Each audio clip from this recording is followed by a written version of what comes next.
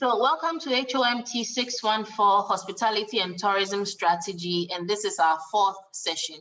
And in today's session, we will be considering strategic analysis, particularly internal analysis, and we will be focusing on the operational context. Now, remember from our previous session, we talked about the 3 stages of the strategic process, being strategic analysis, strategic evaluation and selection, and then strategic implementation. Now, over the course of this session and the remainder of our sessions, we will be going in depth into each of these individual levels of the strategic process, and we will break down all the sub-issues under each of them. And today's session is the first that will capture all the issues that have to do with strategic analysis, starting from internal analysis, and the focus for today's session will be the operational context. So as usual, there are certain learning outcomes we hope to achieve by the end of the session. The first one is to be able to explain the concepts of core competencies, resources, and the relationships between them. You will also be able to apply core competencies, and resources to the relevant tourism and hospitality contexts. We will also be able to explain the concept of the value chain and the value chain framework, as well as apply the value chain framework to relevant tourism and hospitality settings. So these are the main outcomes of this session, and you should be able to perform all these individual items that have been listed by the end of this session. So let's begin the lecture with a discussion on competitive advantage. Now, competitive advantage stems from the fact that in any industry or sector, you have a number of organizations who are engaging in the same or similar kinds of activities, depending on the industry or sector that you are dealing with. Now, regardless of how profitable that industry or sector is, or how well that sector is doing, you will always have high performers and low performers, as well as those who are just performing in between, right? Now, the reason why we will have high performance and low performance and all the in-between performers who are not doing too well or too badly is because these organizations and individual firms in these industries or sectors possess different kinds of characteristics or resources, if you may, or abilities, which enable them to be able to outperform their competitors or underperform in comparison to their competitors, depending on how well they are doing in this particular sector or industry. And the hospitality and tourism sector is no different. So competitive advantage is basically what is used to describe those characteristics or unique resources or traits that are possessed by the superior performers in this industry, which makes them outperform their rivals and become the cream of the crop, if you may, in that particular sector or industry. And this is what we refer to as competitive advantage. When we say an organization has a competitive advantage, it means they possess something that their competitors do not have. And this gives them some kind of advantage in terms of performance over them. Now, what are the sources of competitive advantage? Competitive advantage is seen as a direct product and the main reason for strategy. Hence, the reason why we are considering it as one of the key concepts in this course. Because without having a strategy, there is no way an organization will be able to identify what they are good at and what they are not good at, to be able to harness their strengths and work on their weaknesses, to be able to gain the traits and the capabilities that will enable them to outperform their competition. So when it comes to competitive advantage in terms of strategy, the sources of competitive advantage lie in combining the organization's unique competencies or skills in a superior manner. So to gain competitive advantage, it's not just enough to possess the skill or the ability and apply it as you normally would on a daily basis or in a generic form. It's about superior application of these skills and competencies. as well as superior deployment of resources or the assets that the organization in question possesses. And the superior application of these skills and competencies, along with the superior deployment of their assets and resources, should be able to create value for consumers that they will be willing to exchange value for. Because without consumers seeing value in what an organization is doing, to be able to exchange their hard-earned resources for, the firm will not be able to achieve this competitive advantage that we are talking about, regardless of how unique and exemplary their strategy is.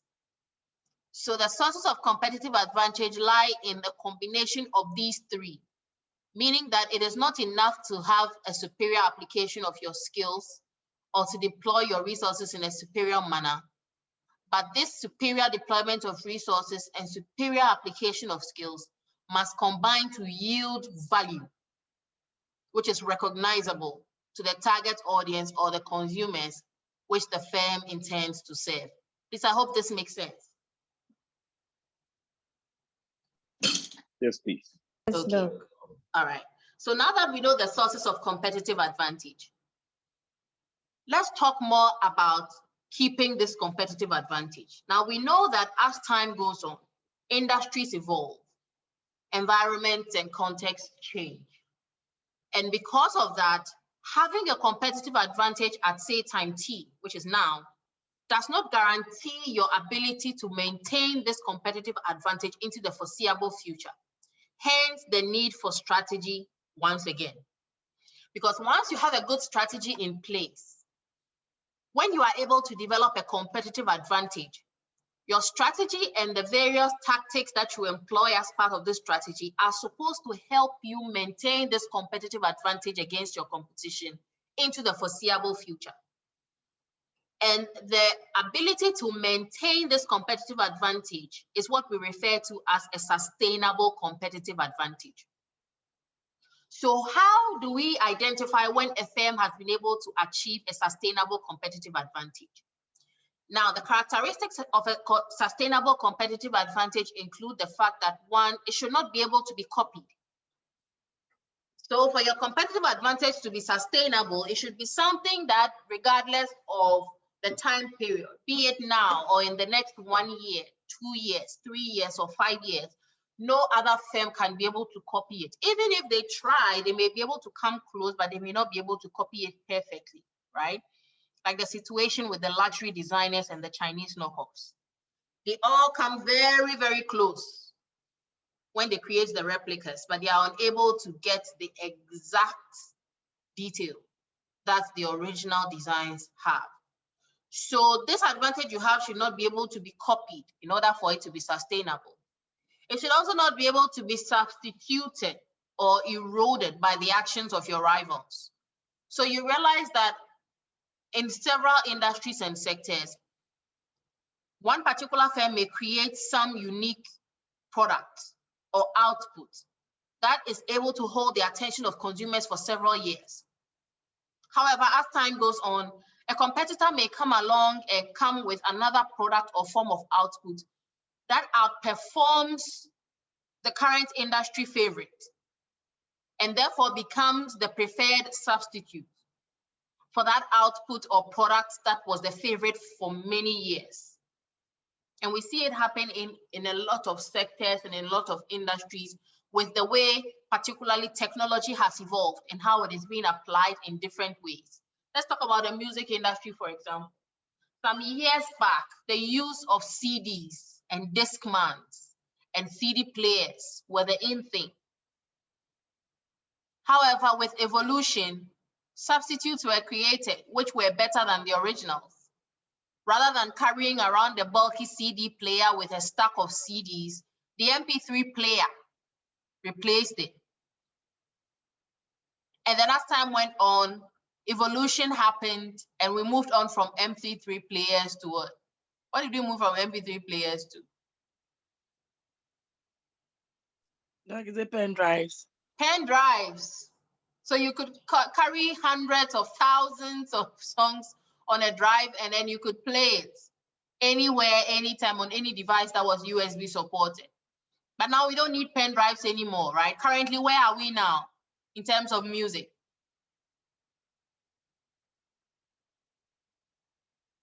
Where are we now currently? I think on our phones. On our phones.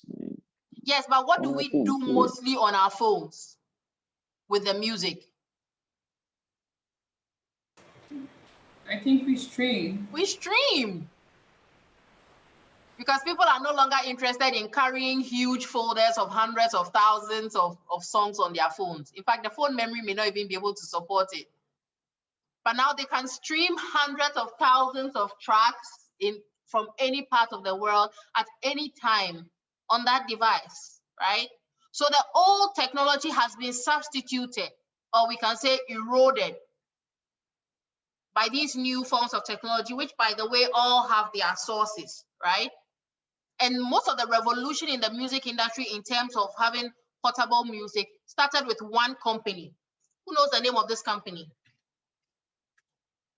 Is it iTunes? iTunes. What's the company behind iTunes? Obviously, it's Apple. Apple, good. So before iTunes, Apple created the AirPod. You remember the AirPod? Yes, yes. Good. Yes. So it started with the AirPod, which was very big. Then it reduced in size until it became a tiny clip that you can put on your shirt. Then they realized that, okay, let's go a step further. Then iTunes came in and it changed the whole game. And it spurred the birth of a whole industry. Right now, the music streaming industry is huge with so many different players. We have Spotify, Tidal, there's so many of them. I've even lost count. Boom, Play, depending on who your target audience is and the kind of objectives you have for your music. So this is a typical example of how competitive advantage can be substituted and eroded over time if the organization in question does not have a strategy in place for maintaining this competitive advantage, which we refer to as a sustainable competitive advantage, right? And the third characteristic of a sustainable competitive advantage is the fact that it should not be able to be made redundant by developments in the environment. And based on this example we just gave, we can see that the CD players and the cassette players have all become redundant as a result of the new substitutes that have been created, which are better in terms of performance. So it's not just enough to have a competitive advantage. You should have in place a strategy that makes it sustainable so that you can remain relevant into the long term. And with that, we come to the end of the discussion on competitive advantage. So if you did not get anything from that discussion at all you need to know basically is that every organization needs to have some kind of competitive advantage to remain relevant and survive into the long term. And this competitive advantage should be what? Should be sustainable. Thank you, Bless. It should be sustainable. So that is it for competitive advantage, right? Now, remember in the beginning of the discussion on competitive advantage, we talked about the fact that organizations create this competitive advantage based on the superior deployment of some skills, also referred to as competencies, as well as the superior deployment of some resources, right? Also referred to as assets. So we are going to go into a discussion on these competencies and resources and see how they can be combined to create this competitive advantage we refer to. So let's start with competencies. So what are competencies? Competencies also referred to as capabilities. Now, let me emphasize this here that in some strategic management literature, you will see them referring to competencies and capabilities as synonymous to each other. And in other literature too, they will use them differently. But for the purposes of our discussion in the context we are using them interchangeably. So we are using competencies and capabilities to be synonymous with each other. So when we say competencies or capabilities, they refer to an attribute or a collection of attributes possessed by all or most of the competitors in a sector or industry.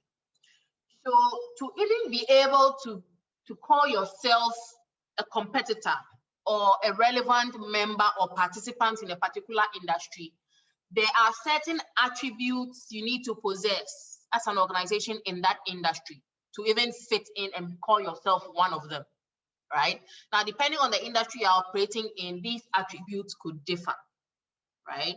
So these attributes that we are talking about that you need to possess often develop from the resources that you have with which you start your business or your organization or your firm in this particular industry, right? And they also include the skills that you have and the skills that you are able to employ, in addition to technology and know-how that you bring into operating in the industry. But when we talk about competencies, in comparison to resources, competencies are more intangible, in that it is not as easy to evaluate certain competencies, especially as they have to do with human skills, than it is to evaluate a resource. Because, for instance, when we talk about resources like equipment or finances, it's very easy to evaluate. If you have finances, it will come in a particular form, either physical cash or actual assets or stocks, right? So it's easy to evaluate. If it is equipment, the equipment is either there or not there. But when it comes to skills, it is quite difficult to evaluate. And a lot of organizations in various industries have fallen prey to this downside of being able to evaluate competencies. And it has led to a lot of discussion on the content of CVs and resumes in our recent times, and how people pad their CVs and resumes often with skills that they do not actually possess. And they are able to get away with it because it is very difficult to evaluate these skills. Are we aware? Very much aware. Right. So that is one of the difficulties with dealing with competencies in their intangible nature, right? And that is how firms are able to come up with these unique sources of competitive advantage that other firms are not able to copy or replicate, because there is no actual way of determining what this unique competence is that is making them do so well, right? That is why organizations need a strategy or a strategic process to be able to determine the specific skills and competencies that they have that can set them apart, and how to deploy them to be able to obtain this competitive advantage that we are talking about, right? Okay, so when it comes to skills and competencies, they are more often developed internally. So skills and competencies are developed internally within the organization, often from the perspective of human resources, being employees at various levels of the organization, at the strategic, tactical, and operational levels of the organization. And sometimes they can also be acquired externally, right? So you can get some competencies that may not be internally available to you, but you can be able to access it externally to augment what you have internally to achieve this competitive advantage that we are talking about. Other competencies too can be obtained through collaboration with suppliers, distributors, or some customers. And this is where we can see the various forms of distribution that are emerging through the proliferation of various kinds of intermediaries, as well as from the customer angle, we can also talk about influencers, who are all giving the organizations in the various sectors, particularly hospitality and tourism, the different competencies that they require to be able to obtain and sustain a competitive advantage in the sector. Now, like we said in the beginning, every firm has to have certain competencies to be able to even participate in an industry. So there are certain competencies that you can see are common among all the firms in a particular industry or sector. Now, this does not mean that they have a competitive advantage, because they need those competencies to even be able to participate, like I said, or be called a part of the industry. However, the fact that they all possess these basic competencies means that each of them has the potential to develop these competencies into what we refer to as core competencies.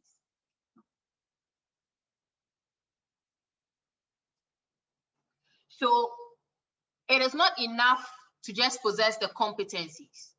because possessing the competencies will merely grant you access to the sector and give you a means of survival. But our organizations are not in business just to survive. They are in business to excel and make a profit.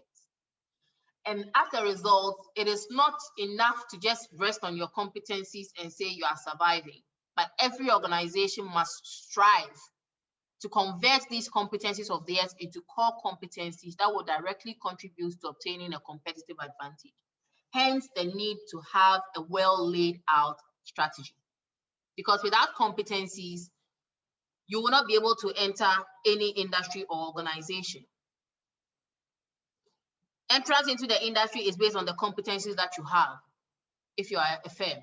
And entrance into an organization is based on the competencies that you have, if you are a personnel or an employee of the firm, right?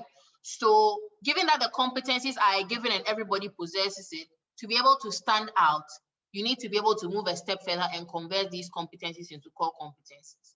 So for example, if we talk about the airline industry, the airline industry is one of the very famous industries in the hospitality and tourism sector. And there are certain basic competencies that every airline operator must possess to call themselves one, right?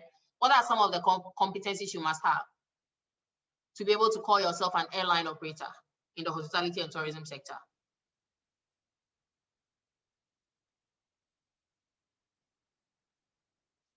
What are some of the competencies you must have?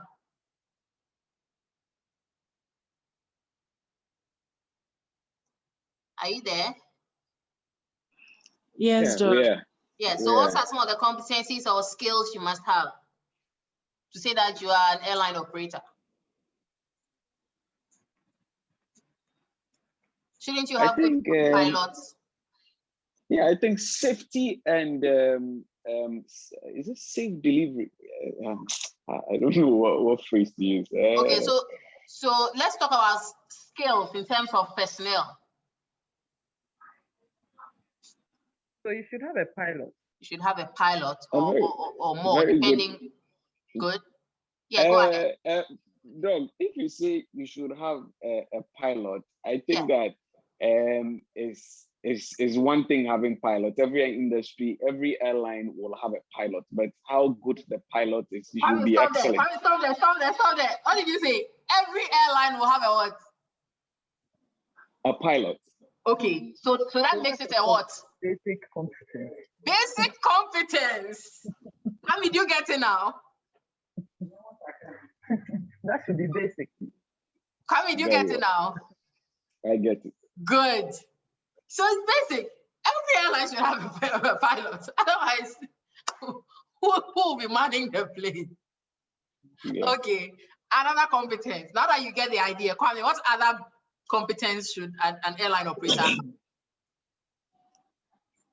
Air hostess. They should have. Air hostesses. What else? Good catering service or catering service. Catering service for the food. Good. What else? They need good airplanes, don't they? Yeah. Yes. What good. About reservations? I don't know how you call those. Good. The people who do the reservations, they have a name for them. It escaped me at the moment. It will come. When it comes, let's quickly chip it in so that our other colleagues can benefit. Okay. Right. So they need people to do the reservations, right? They also need baggage handlers, don't they? Yes, they do. Yeah. They need baggage handlers, and they also need engineers, don't they? Yes. Yeah, to be able to be manning the planes and be checking for that everything is well set before the plane takes any flight or goes to any destination, right? Some airlines will also have, currently almost all the airlines have their own website, which they use for their marketing and then making various tickets available to different customers. So the airline has a website where you can go directly and book your flights if you want to, or you can decide to go through an intermediary or or travel agent to do so for you.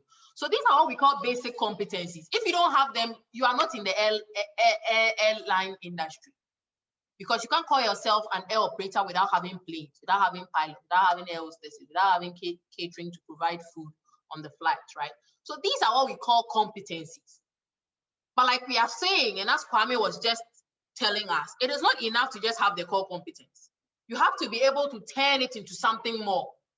And the moment you are able to turn it into something more and take it a step above the average or the basic level that everybody in the sector has, you develop what we call a core competence, which we will come to very soon, right? So this is the basic understanding of competencies and what they are and mean for an organization, particularly in the hospitality and tourism sector. So let's do another quick example. If you are a hotelier, what are some of the competencies you must have to call yourself a hotelier? A catering outfit, a reception. Good. Laundry. Mm-hmm. Probably a conference room or a reservation room. Yeah. Yes. And then you need a number of bedrooms, right? For accommodation. Yeah. A restaurant. A restaurant, yeah, because the people gotta eat. Thank you, Kwame. So these are basic competencies that you need to have to be able to gain access and even call yourself a participant, right? So that is it for competencies. Now, talking about resources. Resources are the inputs or the assets that enable an organization to carry out its activities.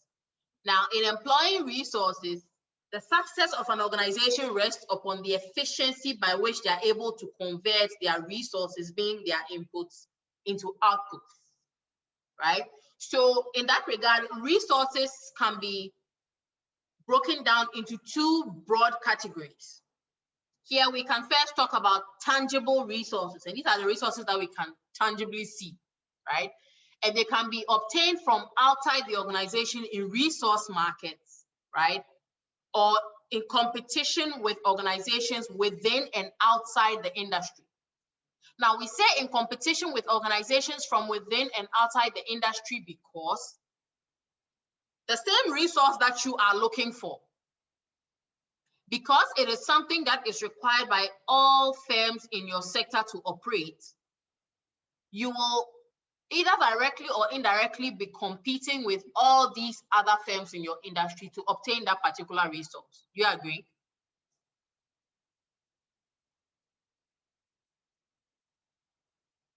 Do you agree?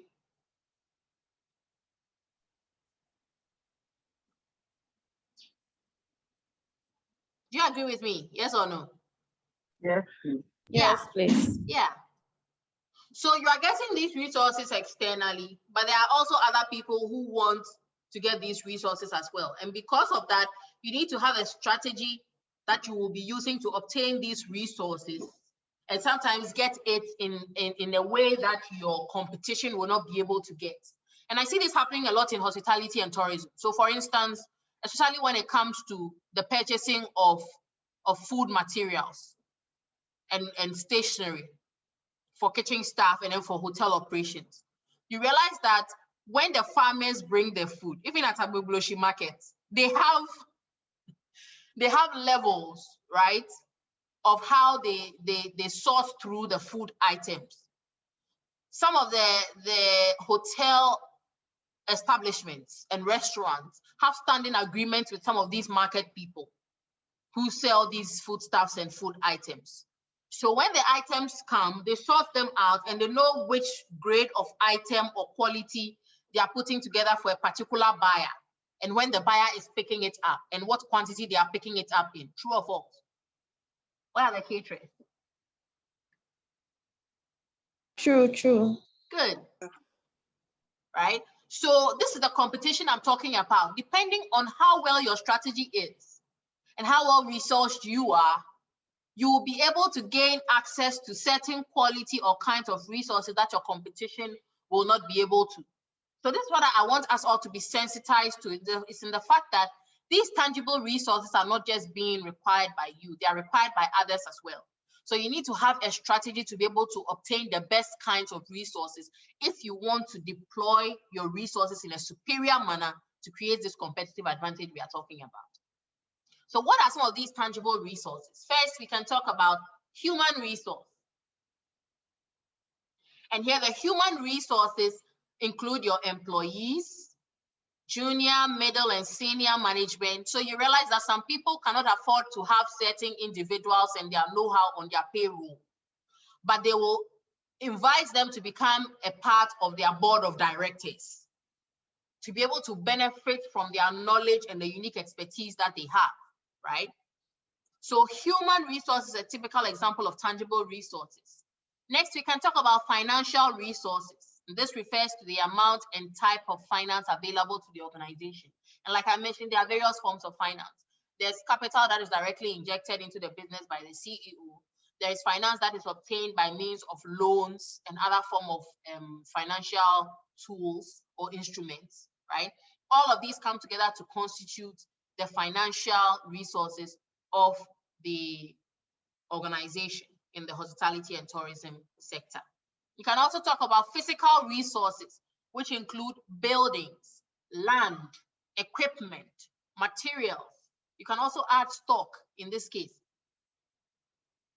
which a lot of multinational organizations are now viewing as a key aspect of the tangible resources that they possess, which gives them leverage in terms of strategy formulation, particularly when it comes to being able to engage in partnerships with suppliers and distributors and other key stakeholders to be able to maintain the competitive advantage that they have, right? And several organizations have been using stock,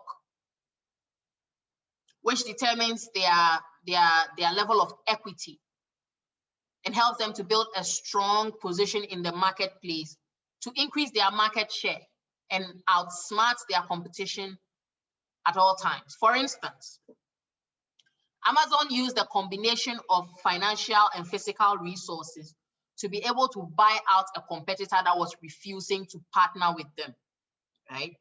So when Amazon started, Amazon was not selling baby items, particularly they were not selling diapers. However, the diaper market is a huge market. Any mother or child care person would know that diapers are a huge aspect of child raising, and it's a money maker for a number of organizations across the world. Now, there was a huge retailer of diapers in the US called diapers.com. And Amazon wanted to use a partnership with diapers.com to be able to penetrate that market of selling to mothers and babies, and then start their own arm of selling mother and baby items. They first approached diapers.com with an offer, but diapers.com refused the offer. Then they decided, okay, if you're not taking our offer, why don't we buy you out? Amazon went to diapers.com with so many financial offers, which diapers.com flat out refused. So looking at Amazon's position in the market based on their level of stock and how much control they had when it came to e-commerce, they decided to start selling diapers. But because of the type of financial resources available to them, they could afford to sell diapers below the market minimum. This is not a market average, below the market minimum. So Amazon started selling diapers and they were selling them dirt cheap. Whereas diapers.com, who did not have the amount of stock that Amazon had, or the financial strength that Amazon had, or the influence that Amazon had in terms of e-commerce, all of a sudden could no longer compete because they did not have the financial strength to sell below the market average, let alone the market minimum. They also did not have the physical stock and strength that Amazon had to be able to stock up all these items in terms of diapers and sell to all these people in different parts of the world through e-commerce. So diapers.com started bleeding. And at that point, it was too late to take Amazon's offer. And even though Amazon was making losses on selling each box of diapers that they sold, they had a strategy, and it was to kick diapers.com out of business and then take over that sector of the market. And what do you think happened eventually? Diapers finally left or joined Amazon. Amazon didn't want them anymore. So they kick them out of market. They kick them totally. out of the market entirely.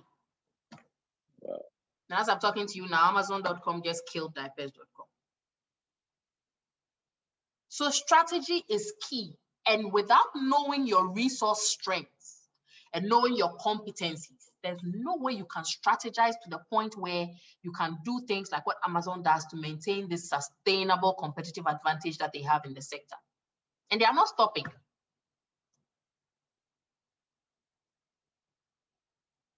So physical assets are another key form of tangible resource, right?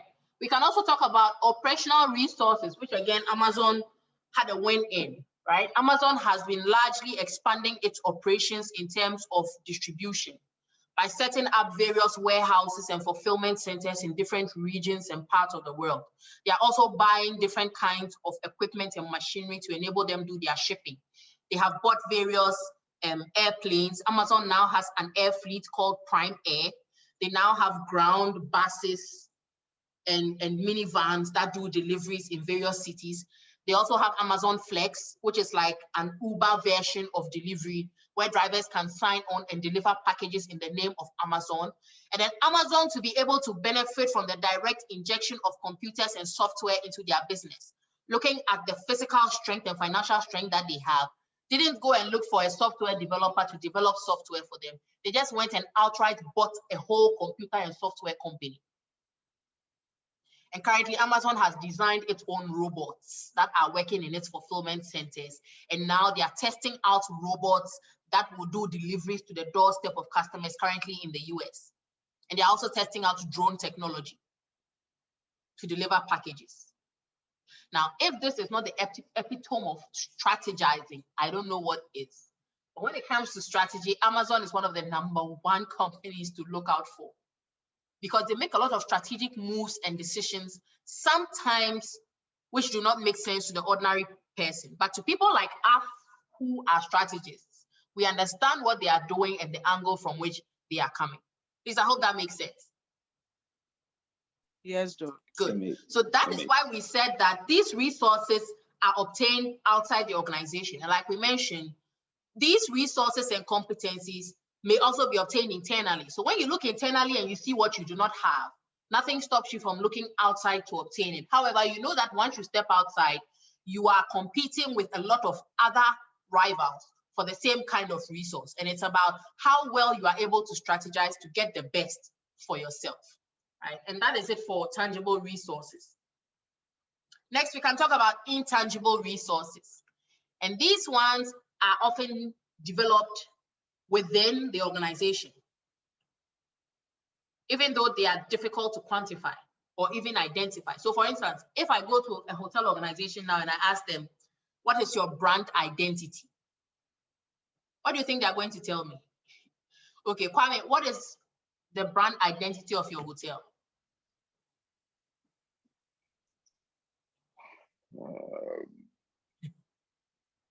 What's the brand identity?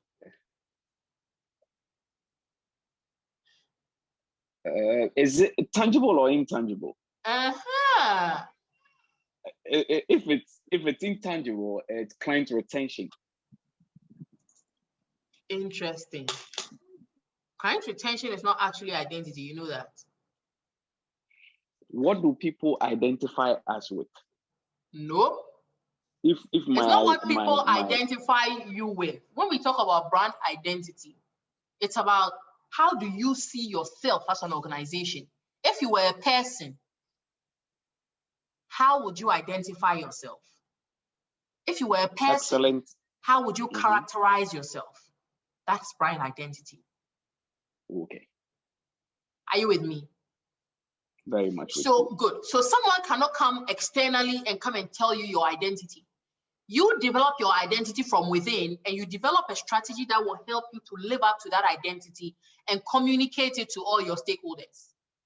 So when we say an organization has a culture of excellence, an organization has a culture of trustworthiness or integrity, it is an identity that they developed within, and they have worked hard and strategically communicated to all outsiders and their stakeholders. Please, I hope that makes sense. Very well. Good. So it is a conscious effort to portray yourself in a particular manner. And this often starts from the formulation of basic brand elements, right? Like, for instance, the brand name or the brand logo or the brand slogan. I recently wrote a paper about how organizations use cultural artifacts in their brand identity, right? Through the formulation of the brand name, brand logo, and slogan to communicate a kind of image or identity to their customers. And the case study I used was CBG Bank. So CBG Bank, which is Consolidated Bank Ghana, uses the constant symbol, right? Yeah. What does that symbol? Good, right? And it is a symbol of what? Hope and unity, isn't it? Good. And when you look at the origins of the bank and the circumstances within which the bank was created, it is spot on. Do you get it? Yeah. To the normal person, it's normal, right? But to us strategists, we know what they are doing. So someone will constantly trust and have hope in CBG because they've seen the constant symbol as part of their brand logo, right? And the slogan also plays into the same narrative. So these are all intangible resources that the organization intentionally creates. Sometimes consumers are not even aware that we are trying to sell these ideas to them. But because of the conscious approach with which the organization comes to it, it yields results, right? So the formulation of brand names, brand identity, brand logo, brand slogan, all of these are intangible resources that the organization uses to be able to create these competitive advantages that we are talking about, right? Others will also go a step further to do registered design. So they'll come up with a unique combination of symbols and slogans that can get them to stand out and be identified and respected in a particular sector. And to protect it from being eroded or copied by rivals, they will just register it, or they'll take out a patent. Now, patents are usually taken in relation to intellectual property. When you come up with a unique formulation of products or a service that you want to be uniquely identified to you and your organization, you usually take out a patent for it to stop all other people who want to replicate it in one way or another. So the moment someone decides to replicate it, you will benefit in terms of them getting fined for violating your patent, or they'll have to come and get permission from you for you to grant them rights to use your patent, which is another stream of income that a lot of organizations are benefiting from, right? So you realize that an organization will give another organization a license to use a patent that they have to produce a particular product or service for sale, perhaps in another market or another context.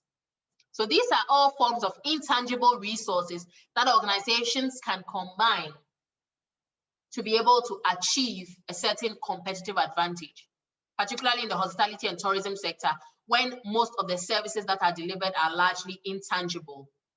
Firms in this sector could benefit from the unique combination of these types of resources we have talked about to be able to make themselves stand out and carve out a niche for themselves in the particular sector. Now, apart from tangible and intangible resources, there's a third kind of resource we can talk about, which are free resources. And here, there are resources that are available freely and in abundance naturally, right? And therefore, they do not require a market mechanism to allocate them to users or consumers. However, depending on how well you strategize, you as a firm in the hospitality and tourism sector can capitalize on some free resources to be able to create a sustainable competitive advantage. For instance, certain destinations are famous because of the free resources that are available in their context. True or false? True. An example is Aqua Safari. Thank you.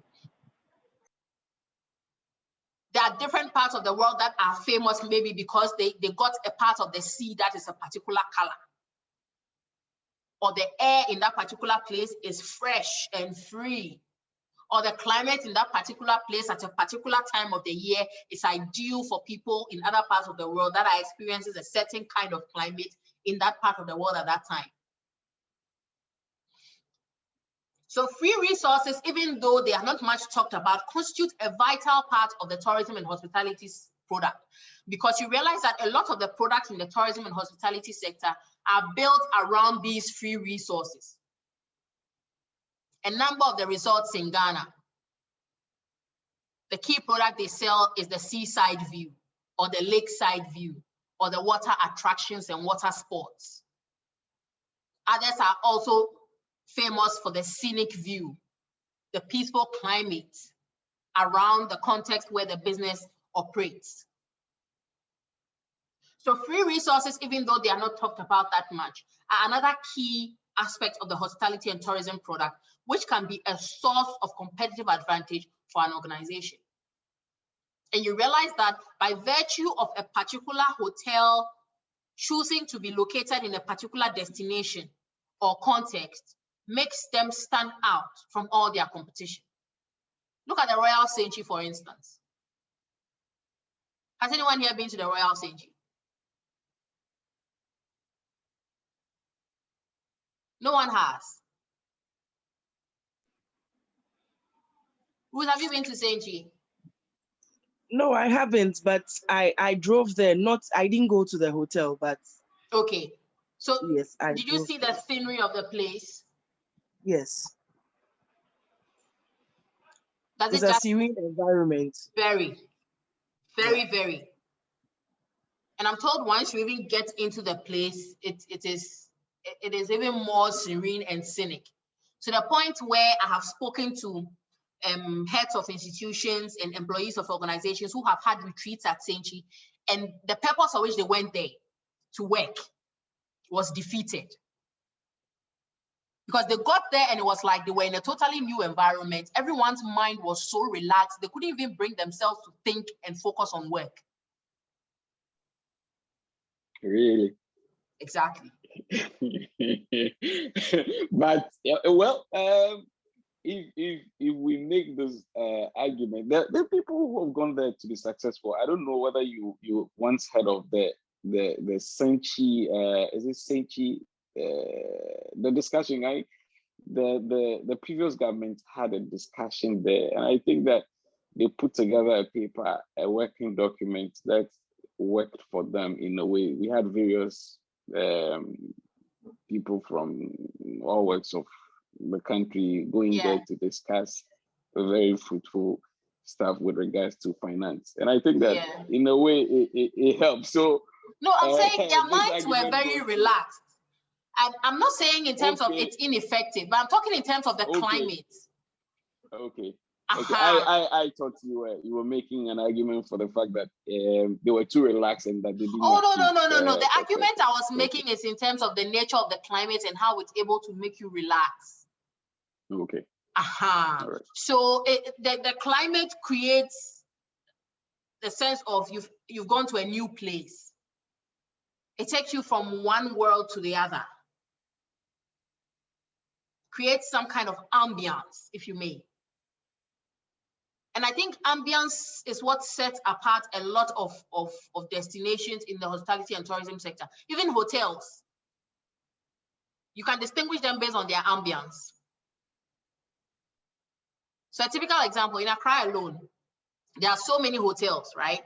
And depending on the hotel that you are talking about, they have a specific ambience. For instance, when you go to the African Regent, okay, let's compare the ambience of African Regent buffet on a Sunday to the ambience of Movenpick on a Sunday. Those of you who have been there, look at the difference. Huge. In fact, they are noted. African Regent is noted to have a very good buffet service, considering all others, especially on weekends. Good. And funny enough, their space is not as big as Movenpick. Sure. Yeah. But they are noted for the Sunday buffet to have the best. So you ask yourself, what makes the difference? That is where the combination of these resources and competencies that we are talking about comes in, right? So it doesn't just come overnight. It comes from a place of strategic thinking, right? Which is why you are being exposed to this course. You need to start thinking strategically. What do we have that we can multiply? And how can we multiply it? And that is where analyzing these different elements of strategy that we are talking about comes in. Because without analyzing these elements and how they can help you develop competitive advantage, you will not know where to start. So let's talk about analyzing resources, right? We didn't talk about analyzing competencies because they are basic for everybody. But once we get to analyzing core competencies, we will look at how we can be able to create unique competencies that will set us apart from the competition. So let's first talk about analyzing resources, right? So here we are saying the company's resources can be analyzed as part of an internal analysis based on category. So to be able to spot the unique aspects that you can be able to capitalize on to build this competitive advantage, you can't afford to lump up all your resources into one. You need to break them down into categories to analyze where, when, and how for each of these categories to enable you come up with which one you can capitalize on to develop your competitive advantage. So in terms of resources, you need to analyze your physical resources separately, analyze your operational resources separately, your human, your financial, and your intangible resources. You need to analyze each of these separately and break them down and look at where your sweet spot is. Some of my colleagues will put it. Where can we leverage in order to develop this competitive advantage that we are talking about and sustain it? Now, to be able to do this analysis or evaluation, you can either come from the quantitative angle or from the qualitative angle. So when you are analyzing quantitatively, you are looking at how much or how many. And here you can look at it in terms of your physical resources and your operational resources. How much of these physical and operational resources do you have, or how many of them do you have? You can also analyze your financial resources quantitatively. How much of the resource do you have? In what form does it come, right? And then you can also analyze it qualitatively in terms of, okay, how many are they? How much are they? You've established. But then how effectively are they being employed or deployed? That's another question. Because it's one thing to have so much of one thing or to have so much of something, and another thing to know how to properly deploy it to make the most out of it. I know a lot of entrepreneurs who have a lot of capital that they are pushing into their businesses. However, they are not pushing the finances into the right aspects of the business to be able to yield proper return. And that is because a lot of them do not come from the angle of strategy that we come from, to be able to break down these different resources, including the finances, and how best they can be deployed. So it's not just enough to know how much or how many of a particular resource that you have. You need to know how they are being developed and how they are being deployed, or employed, and whether it is being done effectively. If not, you need to sit down and start thinking, how can we deploy this more effectively? And that is why you see some of these interesting collaborations between different hotels where they have agreements with sister hotels. Because one particular hotel always has room deficits, whereas the other one has room surpluses that they are not able to fill. So why not go into an agreement with another hotel and say, when you have overflow, bring them to our place and we will give you this rate for you to be able to house your extra guests. These are all elements of strategy that come about as a result of the proper analysis of these resources, whether you have enough of them and how you can effectively deploy them if you are not doing so already. Please, I hope that makes sense. Yes, please. Great. Still on the issue of analyzing resources, let's break them down and see how each of the categories can be analyzed. So in terms of physical and operational resources, you all usually go about conducting an audit, right, in terms of capacity and utilization. So like I mentioned right now, for physical resources, say you're a hotelier and you have several rooms. In terms of the capacity of your rooms, are you always in surplus or you are in deficit? How can you solve that problem? We saw in class recently that an example was given about an agreement between sister hotels. That's a typical example of dealing with excess capacity that is not being filled, right? In terms of operational resources and physical resources, again, you can think about age and condition. Because sometimes, depending on the age and condition of some facilities in your hotel, you may not be able to attract certain kinds of target audiences that will help you to reach certain levels in terms of achieving competitive advantage, right? So there are some hotels in Ghana that have been using the same amenities for several years, no upgrades. The same pool that was there 10 years ago is the same pool they are using now. Whereas you realize that some hotels will do regular upgrades, right? So they will, before there was COVID, I remember in Fiesta Royale Hotel, every now and then when we would go there to have workshops or to have lunch, you will see they have upgraded something. Fiesta Royale was the first hotel I saw actually had hand sanitizer dispensers around the lobby in the hotel before COVID. And that is because through assessment of their physical resources, they realized that, okay, this is something that we need to be able to do to upgrade, given that perhaps the facilities had aged and they wanted to give it a facelift, right? These are all unique, independent, small touches that could sometimes change the whole outlook of a particular facility or location, right? For some hotels, it's about regular changes in the interior decor. Some will change the decor with the seasons. Some will also change the decor annually. Depending on the strategy that they have and who their target audience is, you will see that various firms and organizations in the hospitality and tourism sector would try to do something to be able to stand out and maintain some kind of competitive advantage among their peers, right? You could also look at the contribution of your various physical or operational resources to your output in terms of producing value for your clientele. Because remember, until whatever changes you have made, however superior they are, is creating some value for your customers, you are not close towards achieving competitive advantage. Still, with analyzing resources, in the case of financial resources, we look at the balance between the different types of finance that you have as a firm. How much capital do you have, right? How much in terms of costs do you incur?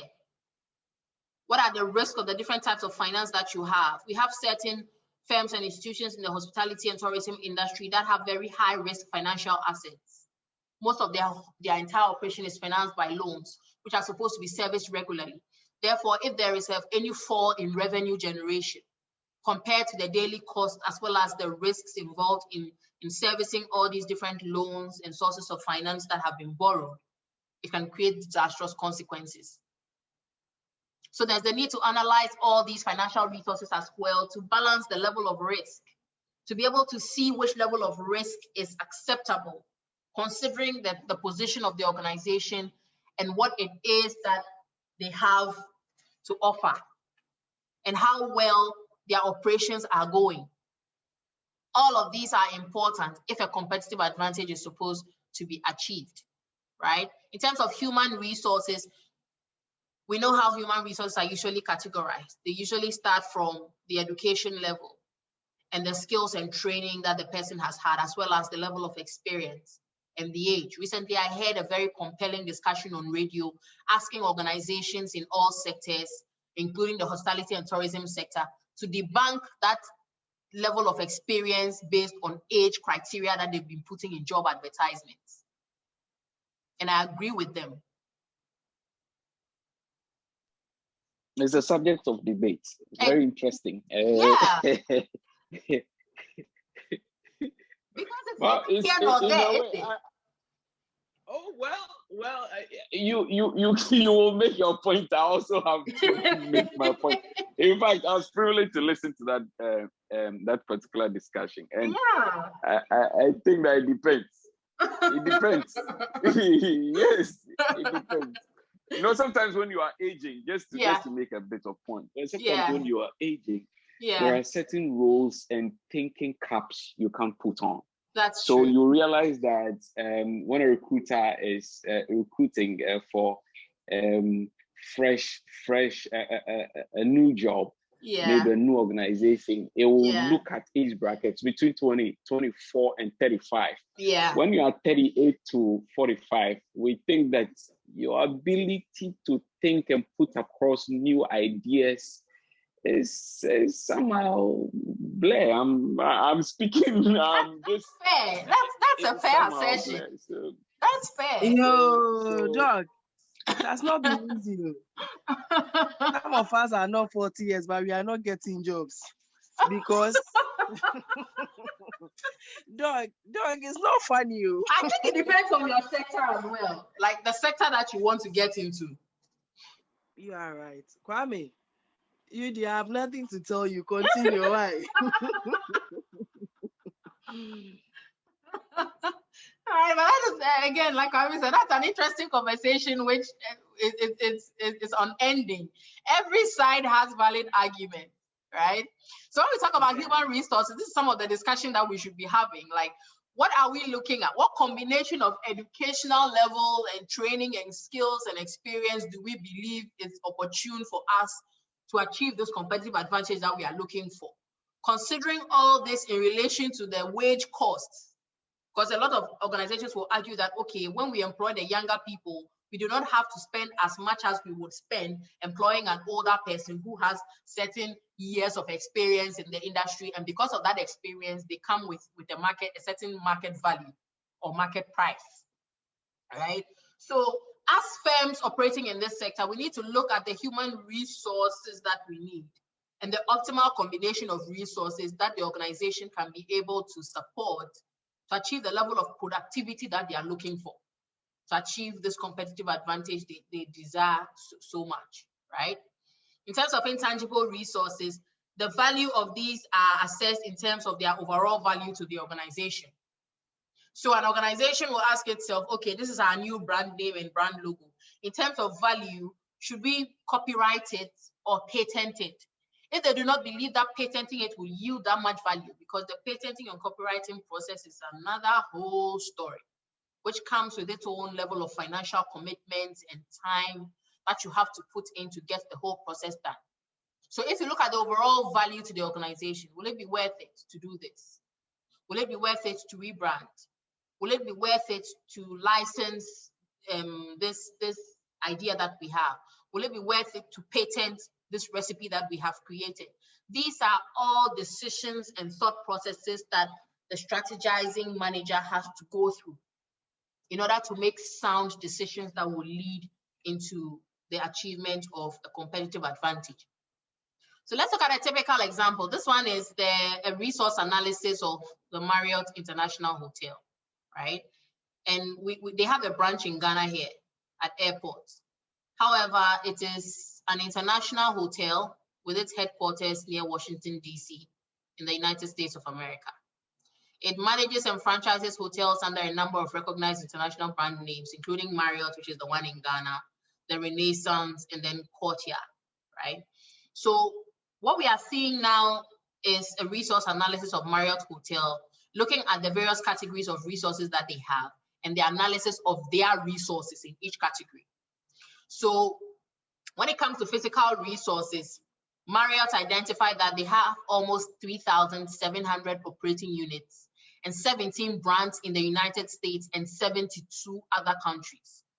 That's a huge physical resource. They also have properties ranging from luxurious, including the Ritz-Carlton, to budget, including Courtyard and Fairfield Inn. Now, these are all franchised in various locations, depending on where you travel to, right? In terms of operational resources, they have, each brand has a detailed set of operating procedures, which is constantly updated and refined.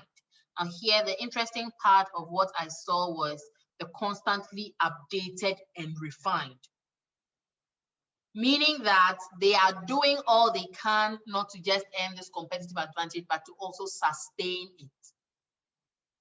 And they said that each brand has a detailed set of operating procedures. So they identify that each brand comes with a different set of requirements. So if it's a luxurious brand, being the Ritz-Carlton, there will be a different set of operating procedures than if it was a budget hotel like the Courtyard or the Fairfield Inn.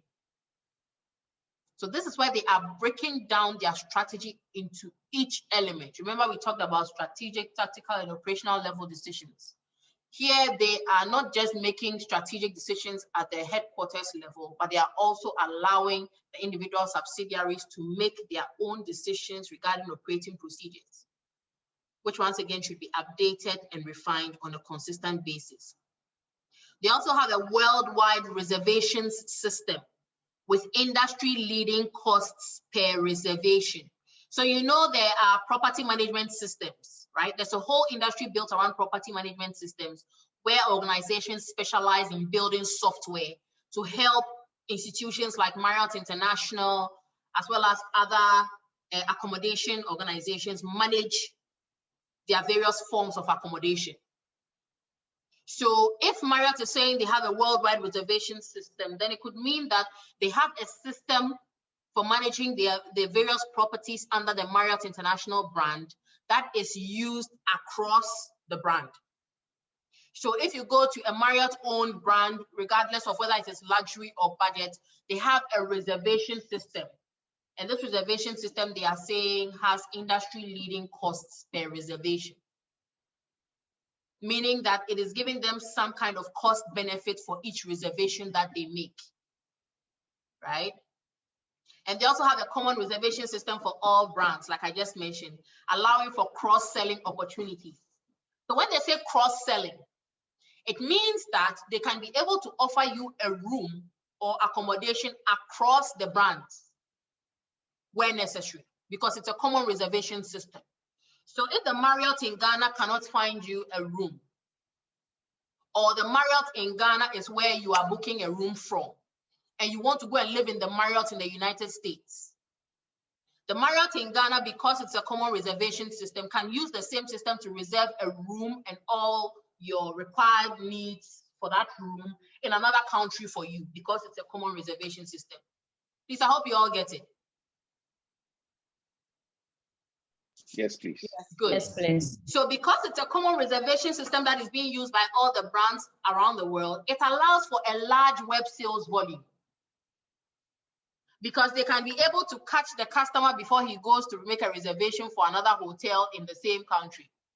So if the customer is checking out of the Marriott in Accra and they are going to, say, Japan, and the Marriott has a brand in Japan, they just tell the person, okay, for this benefit or for this discount, we can reserve you a room and everything just like you had here in Japan. So once you get to Japan, you don't have to hustle. You just drive straight to the Marriott in Japan and you have accommodation. So these are some of the ways by which they're able to get the large web sales volume, particularly because of the common reservation system that is used by all the brands, right? And the cross-selling opportunities that it provides. And like I just mentioned, this cross-selling can be done at a discount. So Marriott Rewards is one of the largest frequent guest programs in the hospitality sector, and it's linked to over 30 international airlines, meaning that if you use a particular airline, you are entitled to stay at a Marriott for some kind of discount or some kind of benefit. Likewise, if an airline has to make reservations for its passengers, and they have an agreement with Marriott, they would reserve rooms for these passengers in the Marriott hotel or one of the Marriott branded hotels. And this is part of something we call partnerships or strategic linkages, which we will discuss very soon at the value chain analysis and the value chain framework aspect of this session, right? Because through some of these strategic linkages and agreements, firms are able to build unique competitive advantages that they can sustain. So that is it for operational resources. Next, we can talk about financial resources, right? Most hotels are financed by third parties, with less than 1% of the properties being company owned. Did you know that? Okay, if you are not familiar with Marriott, you will not know that most of their hotels are financed by third parties. But this is a very smart business model, because in terms of financial resources, anybody who is in the hotel industry knows how much it costs to be able to put up these properties. Coming your way, right?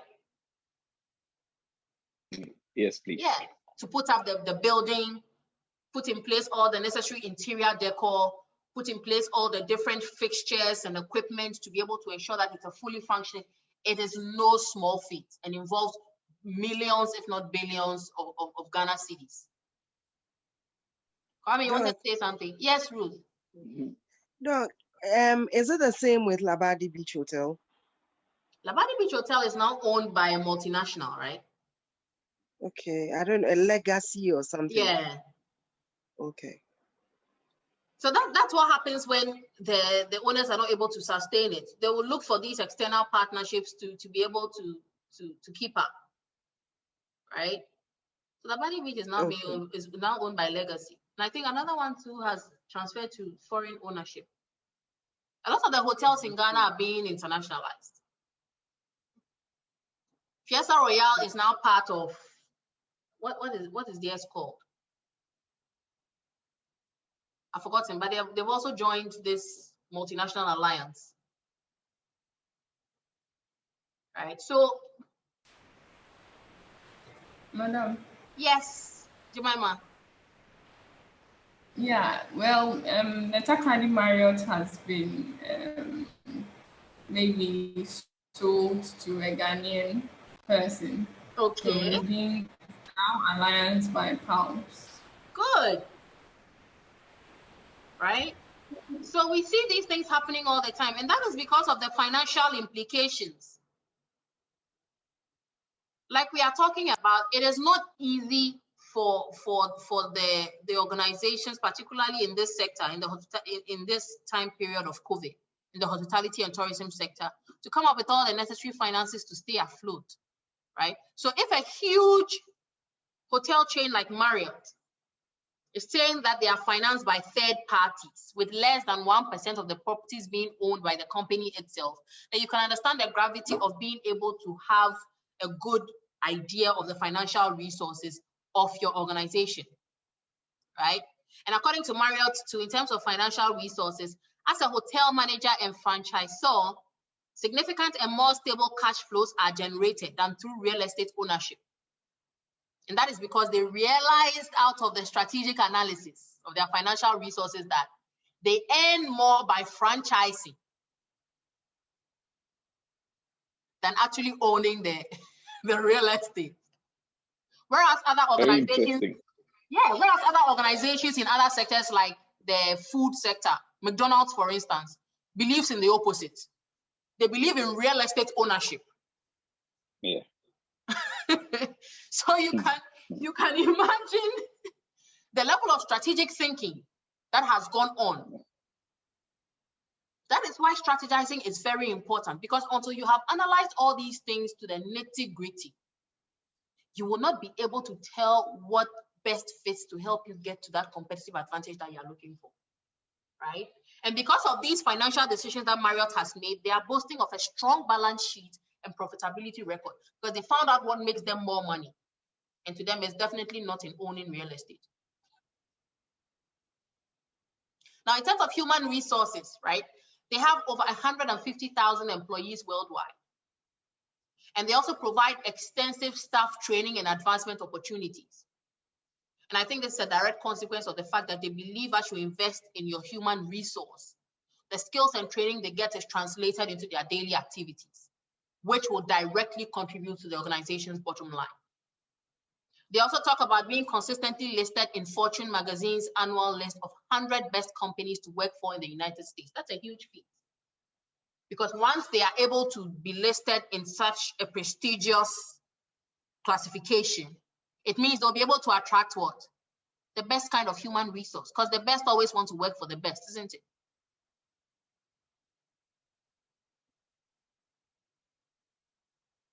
On the concept of intangible resources, Marriott says they have a strong range of brand names, many of which are clear leaders within their market tiers. Obviously, the Ritz-Carlton, Marriott, Fairfield Inn, obviously, right?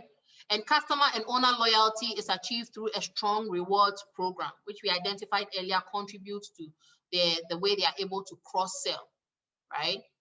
And they also have a distinct market positioning for each brand. Like we saw earlier, they have brands that are positioned as luxurious and other brands that are positioned as budget. So there's no way that the customer will be confused. Any customer, depending on how they categorize themselves or what they feel they can afford, know which of the Marriott brands to target. because each of them has been clearly positioned in the market to serve a particular kind of target audience. And most of their hotels are situated at scenic locations, which takes us back to taking advantage of what kind of resource? When we are talking about scenic locations, what resource are we referring to? Scenic location. What resource is that? Free resource. Free resource. Free. Yeah. Free. Right? So this is Marriott's analysis of their resources in a nutshell. And you realize that they break it down to the nitty-gritty. And once you're able to break it down like this, you can clearly be able to determine where you should capitalize on, or which resources should be superiorly deployed, or how to go about the superior deployment of each of these resources to achieve the competitive advantage that you are looking for, right? So with that, we come to the end of the discussion on resources and how to conduct a resource analysis to benefit your competitive strategy formulation. Now, in terms of core competencies, remember when we discussed competencies earlier, we talked about the fact that they are the basic minimum that you need to even gain access to the sector. Now, core competencies, also referred to as distinctive capabilities, refer to the attribute or collection of attributes specific to a particular organization. So here we said competencies are not unique to any organization. Everybody has to have it to be able to be a participant. But once it becomes a core competence, it is specific to one particular organization, which enables them to outperform their rivals, right? Or to perform at a level that is above the industry average. So you can't be said to possess core competencies if you are performing at average or below industry average.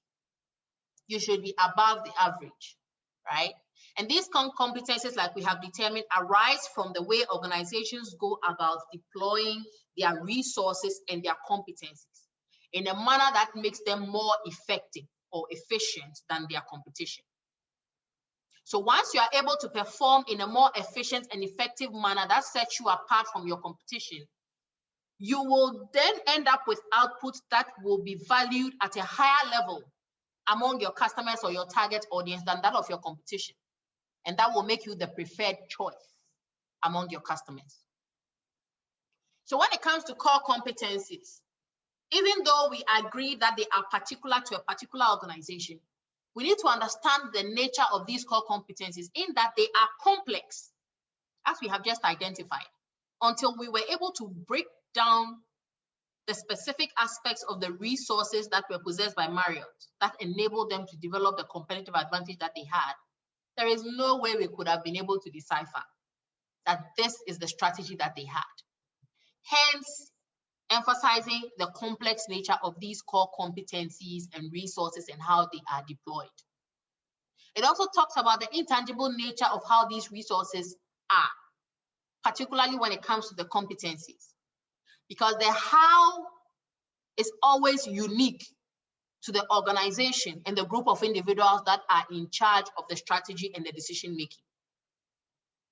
So as we have identified earlier in the Marriott example, and in the subsequent examples we are going to give, it is important to explore the nature of the resources and competencies that you have as an organization, to be able to identify which of them can serve as a foundation for you to build core competencies out of.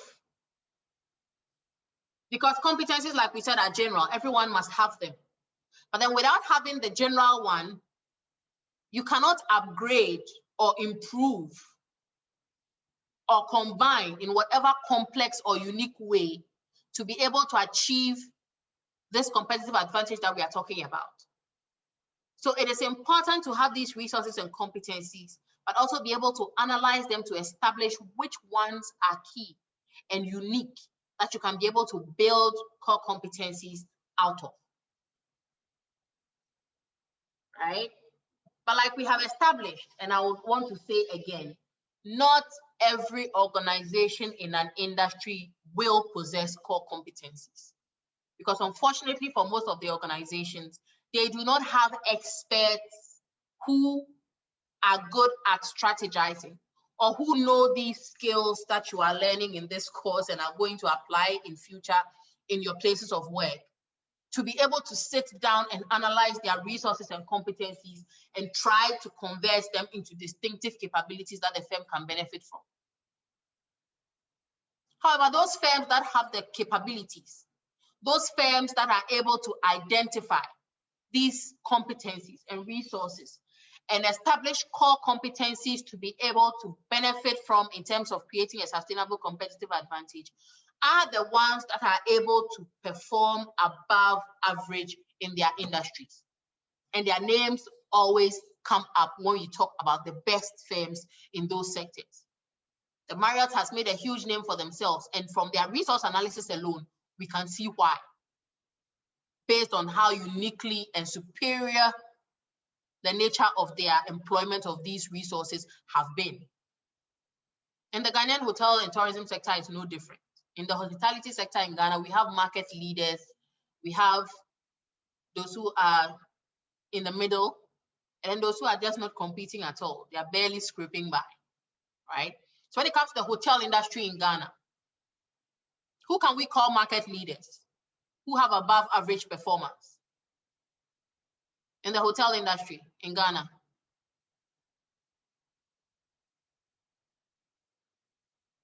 Hello? Kwame, why are you laughing? Tell us why you're laughing. Yes, because you will make a mention and probably you will not have it right. Oh, no judgment. This one, no judgment. No judgment. No judgment. But in your opinion, no, there are categories. So yeah. you have to. So let's look at among the 4-star hotels in Ghana. Certainly, it's Campiski. Yes, we'll talk about La Playa Beach. We'll talk about La Palm, Movenpick. Yeah. And then probably Accra City. Yeah. Then the others. Mm. Then the others. Mm-hmm. Yes. Then the others. I'm surprised. You didn't mention Holiday Inn. I'm surprised. Yes, Yeah. they are struggling. They are struggling. Mm. They are struggling so much. Even Holiday Inn quite recently has even outsourced its laundry. I was so surprised. Yes, I do. Yes, I work there. I frequent the place also. Okay. And it's interesting to know that things are down now. Wow. It's not too good to hear. Yes. Wow. Yeah. And it started out so strong, huh? Yes. Wow. It did. Mercedes, you had something to say? Yes, Kwame, go ahead. After that, Mercedes can come in. It's associated with Americans, and yeah, that's where they struggling is so much news to me. Yeah. So now you can now start approaching the issue from a strategic angle. Yeah. Great, Mercedes, you have something to say? Oh, you're good. Yes, please, I'm fine. Okay. All right. So in terms of analyzing, yes, Ruth, please go ahead. Okay. Yeah. Sorry.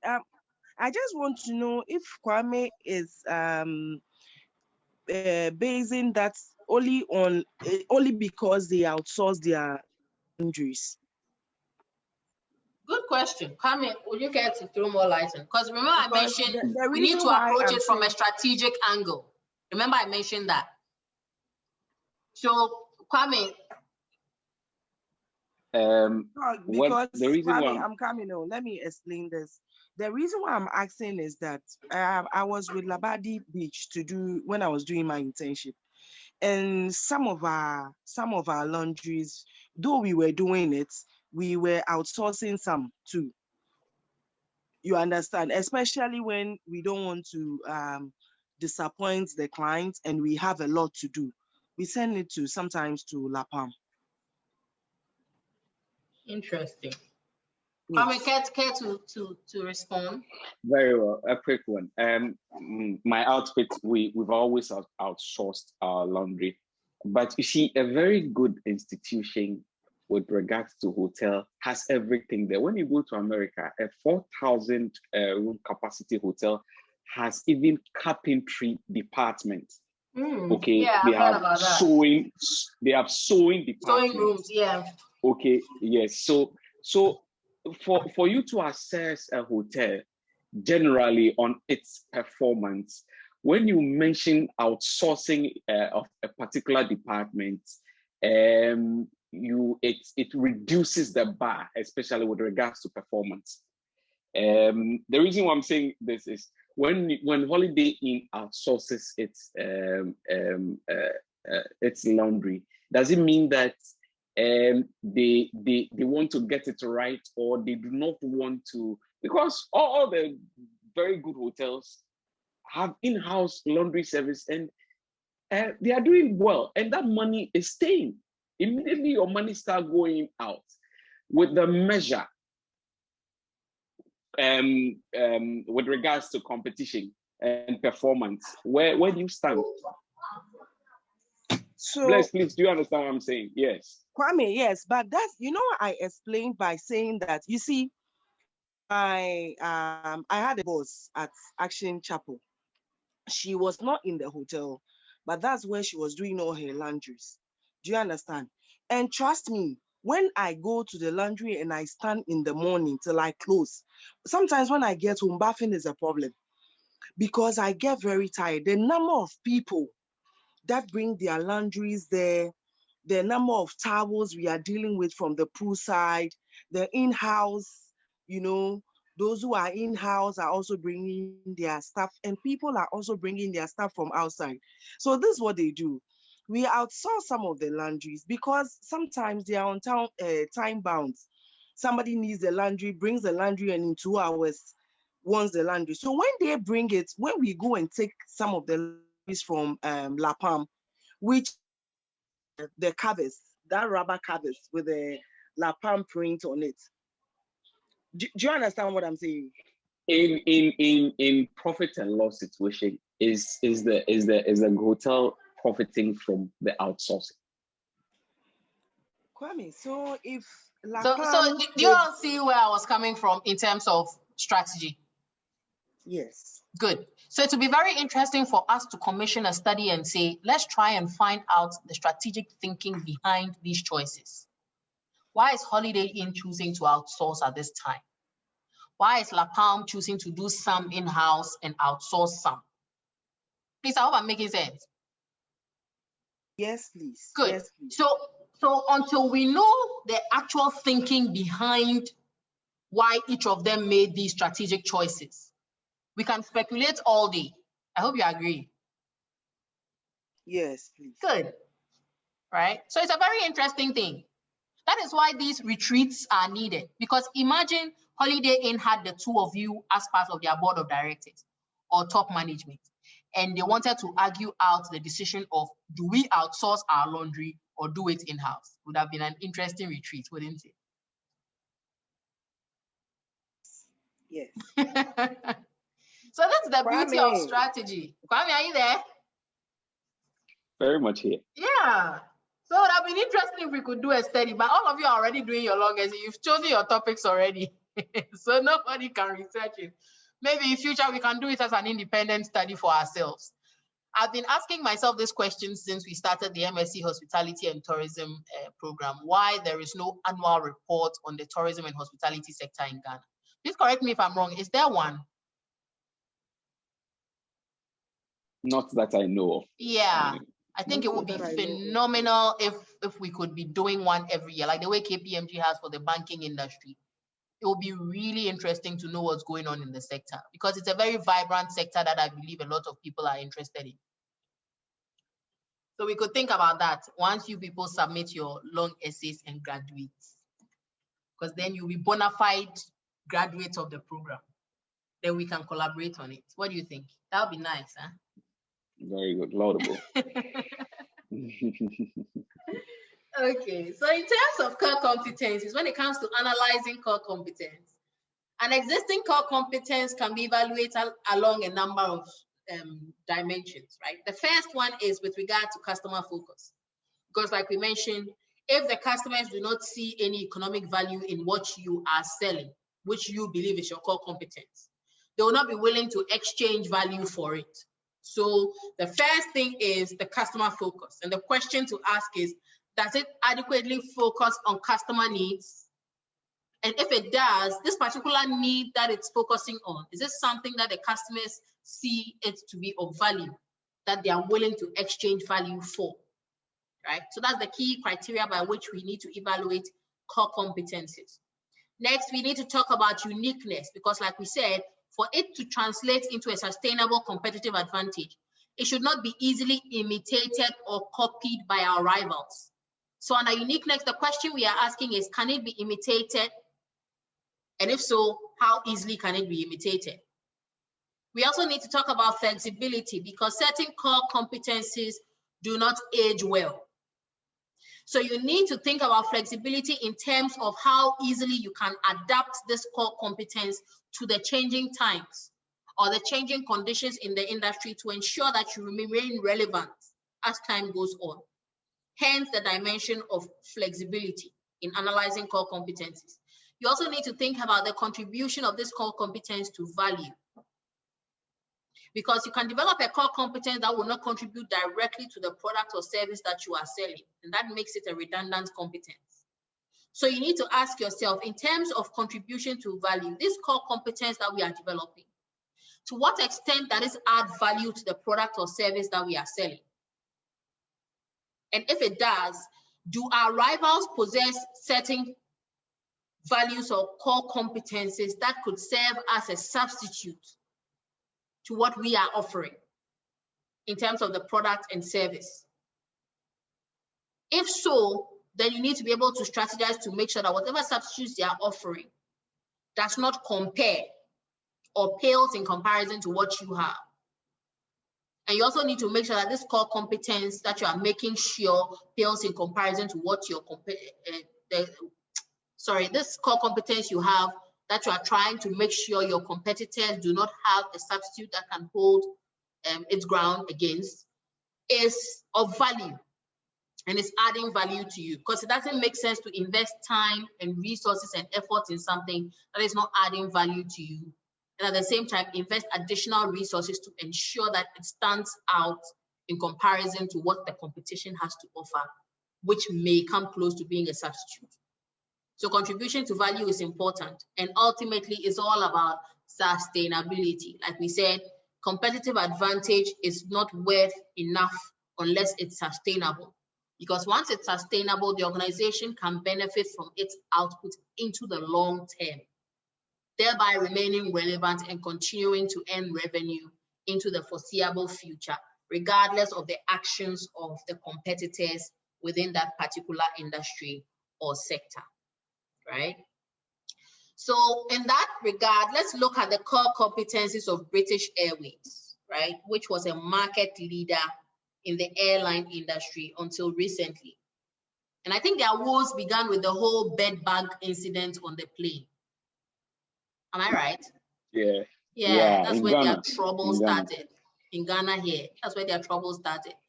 And then it continued with their flights are always late, their flights are always delayed. And then all of a sudden, everything that previously people were willing to look the other way or to not pay so much attention to became amplified.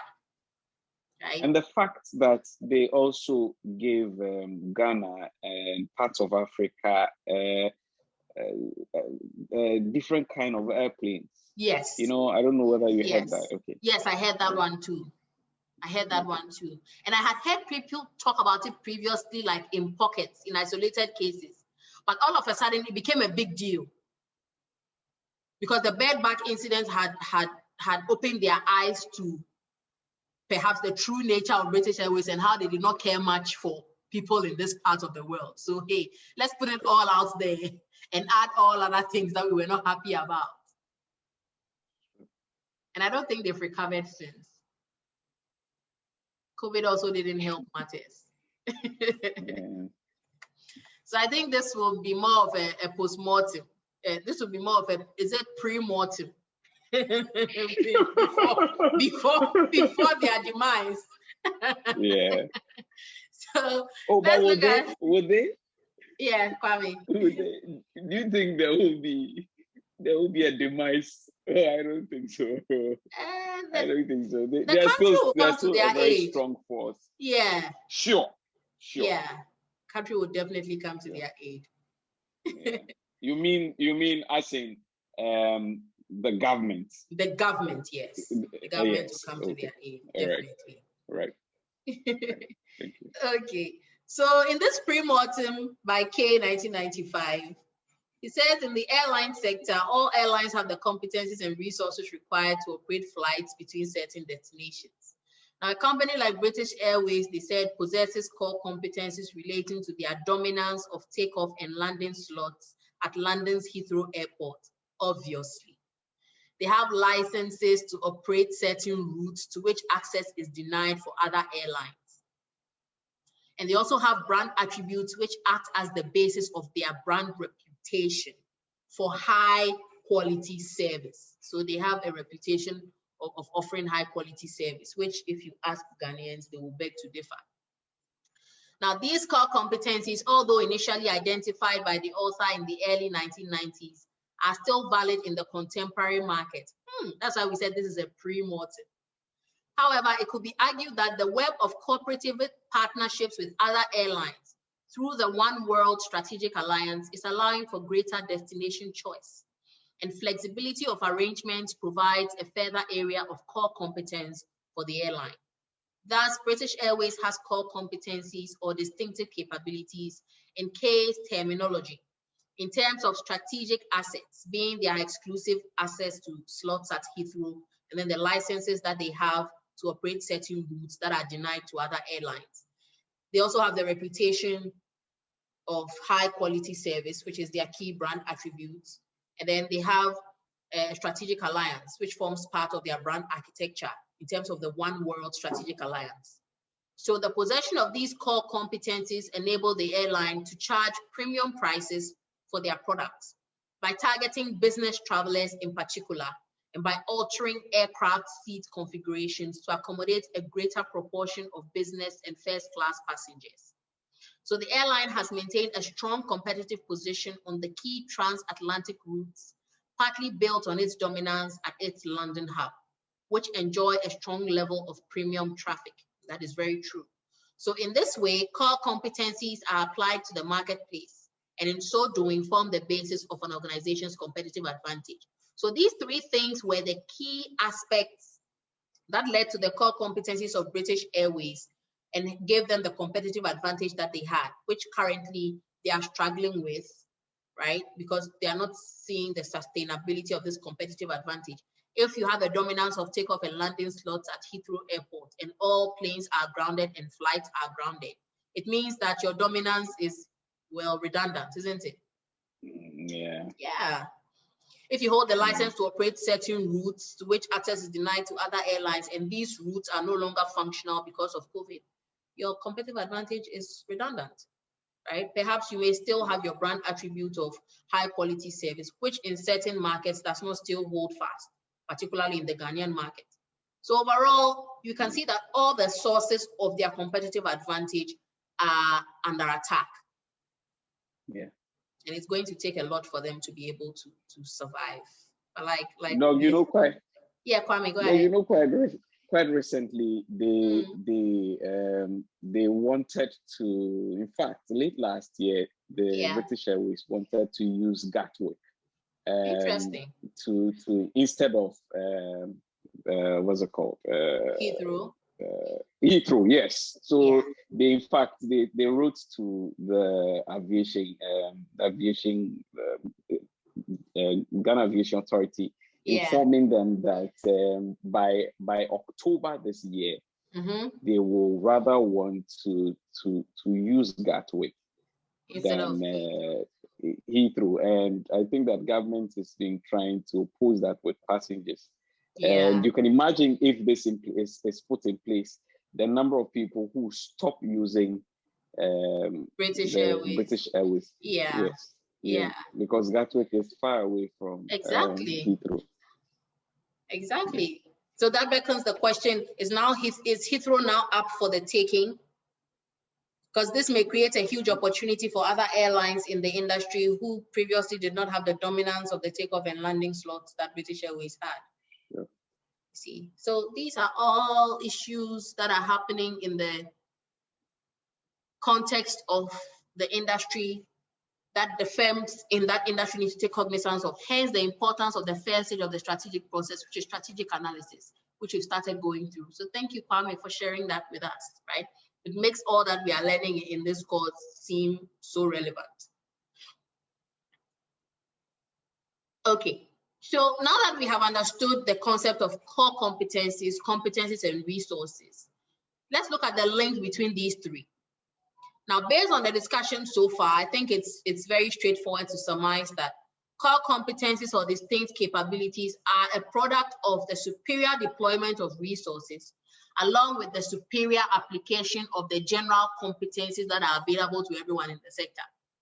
So like we said, it is only those who are performing above the industry average that can be said to possess some form of competitive advantage resulting from core competencies, because then they are deploying resources in a superior manner and are applying the general competencies, or if not all, some of them in a superior manner.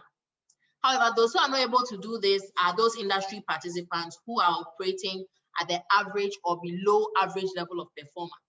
In that regard, we can say they have not mastered being able to deploy resources in a superior manner or apply the general competencies that are available to all others in the sector, in a superior manner. So that is the link between resources, competencies, and core competencies, right? Now, in terms of combining these to deploy a sustainable competitive advantage, we can start from the angle of the resources and competencies. Now, in combining the resources and competencies, to be able to get them in terms of their superior deployment to end up or result in a sustainable competitive advantage, there are several layers, particularly 4 layers, that these superior combination of resources and competencies have to go through to result in a sustainable competitive advantage.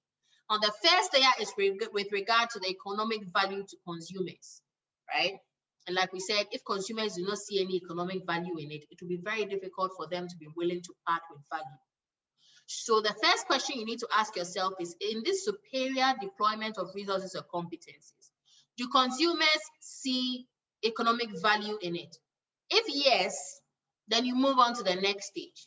If not, then you need to realize that whatever competence you believe you have created, or whatever core competence you believe you have come up with, is not a source of economic advantage. And therefore, you need to go back to the drawing board and try and create one that will be of an economic advantage or provide some kind of economic value. However, if this core competence satisfies the criteria for economic value, then you need to move on to ask yourself, is it unique? Because it may create economic value for consumers, but if it is not unique such that it can be copied by any and all of your rivals, then it cannot be a source of sustained competitive advantage, because with time, your competition will be able to replicate it and perhaps do it even better than you yourself. So beyond economic value, the core competence must also be unique. Now, if it is not unique, then it means it is nice to have, but it cannot be a source of competitive advantage. So you need to go back to the drawing board. However, if it is unique, then you need to ask yourself the next question. Are there close substitutes to this particular core competence, even though it is unique and has economic value to consumers? You also need to ask yourself, is it flexible? Flexible in the sense that it can be changed and adapted to be able to suit the changing conditions in the industry or sector, to be able to ensure that it is sustained over time. If there are no close substitutes and it is flexible, then you are good to go to the next stage. However, if there are close substitutes and this particular core competence is not flexible, it means that it may provide some kind of advantage, but over time, it will be eroded. Given that there could be some pressure on pricing as a result of the substitutes that exist, because if there are substitutes, you may have to reduce your price to be preferred among your competition. And if it is not flexible, it means that over time, as conditions change, you will not be able to adapt it to maintain it into the long term. So it's better you go back to the drawing board and beef up that aspect to be able to get it to the level of a sustained competitive advantage. However, if it has no close substitutes and it is flexible and it is unique and has economic value to consumers, then you need to move on to the next stage to ask yourself, is it costly or difficult to imitate? If it is costly or difficult to imitate, then yes, you have something that is worth everything, that is of value, that your competitors cannot imitate, that is flexible and will stand the test of time, that is unique and is of economic value to your consumers. And therefore, it constitutes as a source of competitive advantage, which may be sustainable. However, if it is not costly or difficult to imitate, then it means that you can go through the stress of finding something that is of economic value to consumers, that is unique, that has no close substitute and it's flexible, but your imitators or your rivals will be able to, at very little cost, create and replicate the same thing and put it on offer to the same target audience in that particular sector, which will make all your work cost 90. So to be able to ensure that the core competence that you create out of your resource and basic competencies results in a sustainable competitive advantage, it must meet all these criteria and successfully clear all these different stages towards converting it into what we refer to as the sustainable competitive advantage.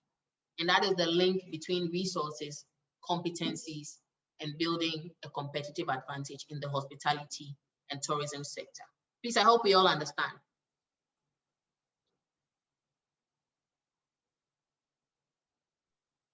Okay.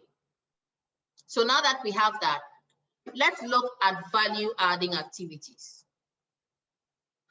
Now, value-adding activities are a direct offshoot from the concept of value to customers, which we have been talking about consistently throughout the discussion we just had on competencies, resources, and competitive advantage, right? And to be able to determine how value is created for customers based on how organizations, particularly in the hospitality and tourism sector, combine inputs and outputs, we need to start the discussion from the perspective of the value chain. So when we talk about value-adding activities can be deciphered or understood through what we refer to as a value chain analysis. Now, a value chain analysis per Porter 1985 seeks to provide an understanding of how much value an organization's activities adds to its products and services. Now, as you will learn very soon, the value chain is made up of two forms of activities, namely primary activities and support activities. Now, these activities and how the organization performs them at each level add value, resulting in the final product or service that is sold to the consumer. And we will break that down into details very soon. Now, in adding value through the organization's activities to their finished product or service, this value that culminates in the product or service is compared to the cost of the resources that are used in its production. So depending on how much value has been added and the finished product or service, and how it compares to the cost that the organization incurred in terms of resources to add this value to create this finished product or service, managers can be able to understand how effectively and efficiently all the activities that they perform have been configured or coordinated. Because the more well configured and coordinated these value chain activities are, the lower the cost will be compared to the value that is created at the end of the value chain, resulting in a product or service that is marketed to consumers. So in simple terms, the value added to the particular good or service that is created or produced at the end of the value chain is the difference in the financial value of the finished product compared to the financial value of the inputs. And like I mentioned, depending on how well the activities are configured and coordinated, the financial value of the finished product will be higher than the financial value of the inputs. So that is the basic foundation by which we understand the process of adding value through the value chain framework by means of the value chain analysis. So when we talk about value adding activities, like I mentioned, there are different kinds of activities in the value chain, which are primarily grouped into the categories of primary activities and support activities. Now, in adding value, there are clear linkages between these activities and how the organization is able to combine core competencies and competencies along with resources to be able to achieve this finished product that is of a high financial value.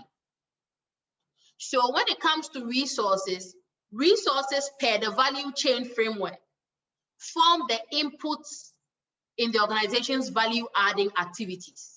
So as we will learn very soon, resources are at the primary activities level of the value chain, and they represent the inputs that the organization combines in able to come up with the finished output, being a product or service. Now, competencies and core competencies per the value chain framework provide the skills and the knowledge that are required to convert all these inputs or resources that we have talked about into the finished product or service. Now, the more that the core competencies can be integrated into the value adding activities, the greater the value that will be added. So if you do not have superior level competencies, the amount of value that will be added will not be much and will therefore not result in a product or service that is of very high financial value. Hence, firms that do not possess core competencies performing at average or below average performance in the industry, because they do not possess core competencies that can be integrated into the value adding activities to generate larger amounts of financial value through the finished product or service. So when it comes to value adding activities, core competencies and resources play a key role in the sense that your resources or your inputs have to be combined in a unique manner to be able to generate greater value at the end of the value chain, which can place your organization at above average performance level. So in terms of value adding activities, like I mentioned, it starts from the putting of the inputs into the chain, which is the origin or the starting point of the value chain. And here the inputs, like we said, refer to the resources that are combined to be able to achieve the finished product or service. So here resources, like we said, could be categorized into tangible and intangible, where the tangible resources include physical, operational, human, financial, as well as the intangible resources, including the patents, licenses, among others, which we described. Now, these inputs by themselves cannot do anything. They need to be combined and value added through the skills, knowledge, and competencies possessed by the organization. So value adding activities include the application of core competencies as well as skills and knowledge to convert these inputs that we have talked about by way of resources into outputs, which are the finished products and services. Now, depending on how superior the application of these activities are, the higher the financial value of the products and services that result as a result of these value-adding activities. Please, I hope that makes sense. Sure. Great. So, like I said, the main basis for this entire value-adding process is what we refer to as the value chain. And the value chain, like I said, consists of the activities of the organization that involve converting inputs into outputs. And it can be broken down into two main levels of activities, particularly the primary activities and the support activities. Now, primary activities are those which directly add value to the final product. And the support activities, like the name implies, support or indirectly add value to the primary activities to be able to ensure their effective and efficient execution. So when it comes to the value chain, the nature of the primary activities and the way in which they can add value will greatly differ depending on the particular industry under consideration. And in our case, we are considering the tourism and hospitality industry or sector. So Poon 1993 took the generic value chain model, which was developed for application across various industries, and decided to fine-tune it specifically to look at the performance of value-adding activities in the hospitality and tourism sector, right? So based on that, Poon came out with this model of the value chain. And here you can see that it is the generic value chain model, all right. However, some differences have been added to reflect the true nature of the hospitality and tourism sector. So at the base of the pyramid, right, where we have the arrows pointing up, is where we refer to as the primary activities. Please, can we see that?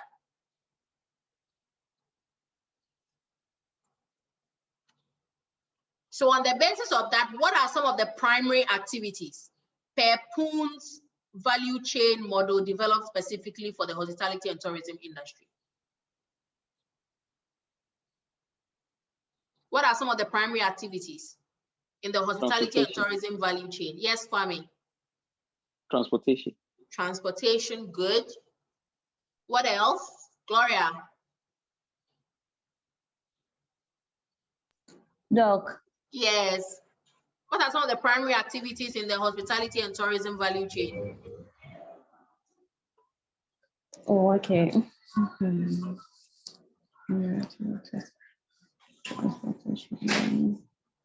Gloria. On-site services.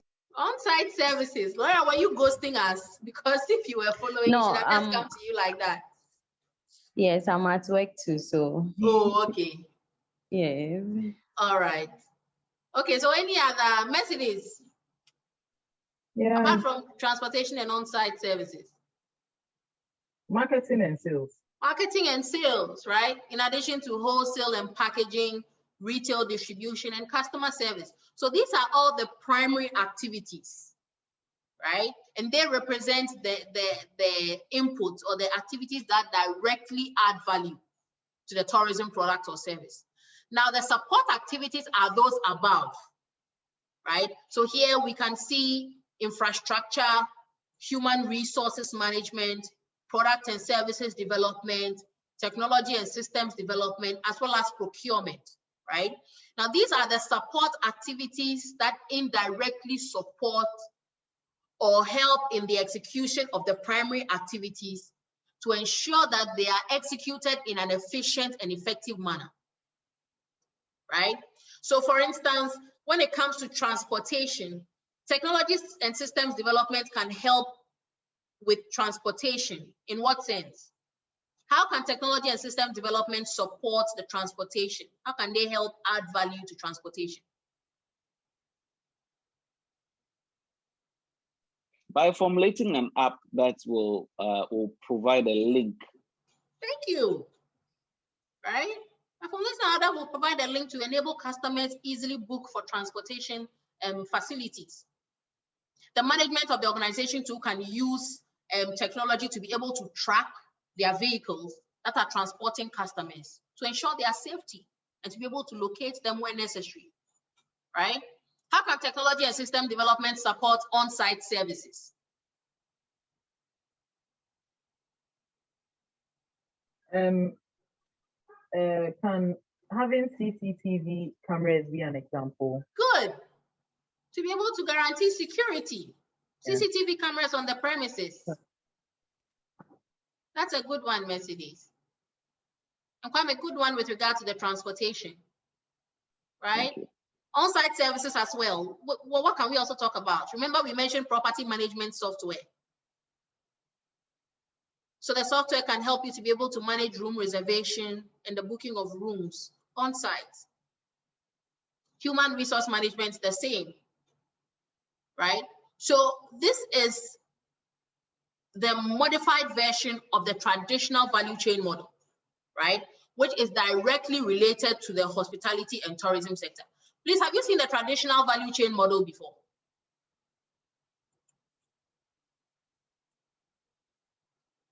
Have you seen a traditional value chain model before? The generic one? I have not. You have not? I don't think so. Oh. Probably I maybe I have seen, but okay, let me quickly show it to you. Yes. Because yes. I teach the generic model in international business. So let me quickly go to their slides and show it to you.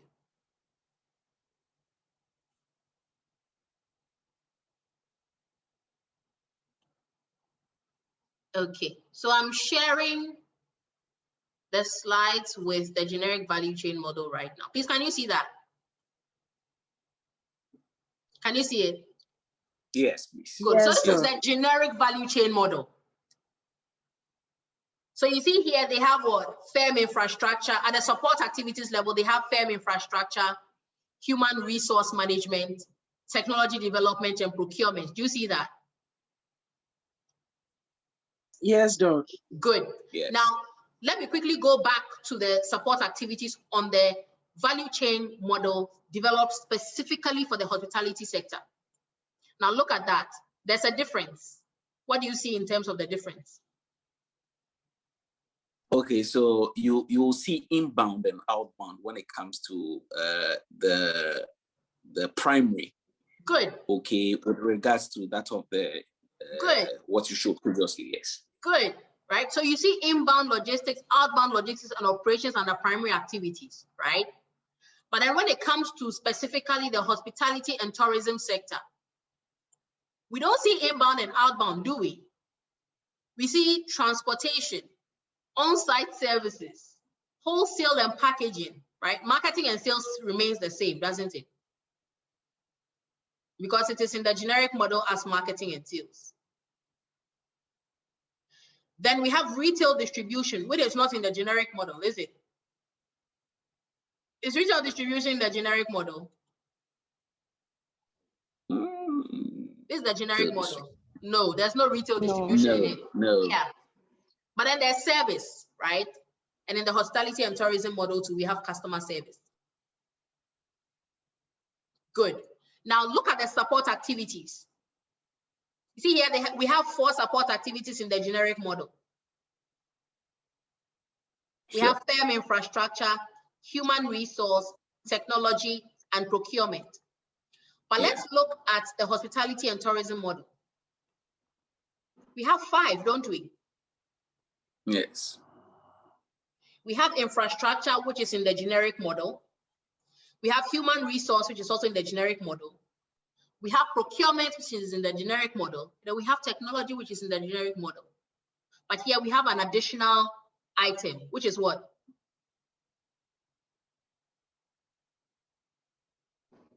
What's the additional item here that is not in the generic model?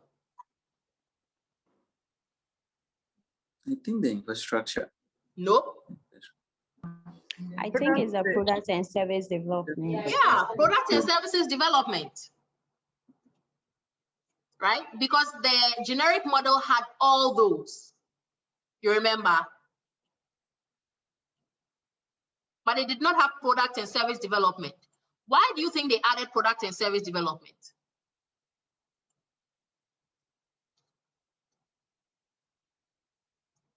Why do you think they added product and service development?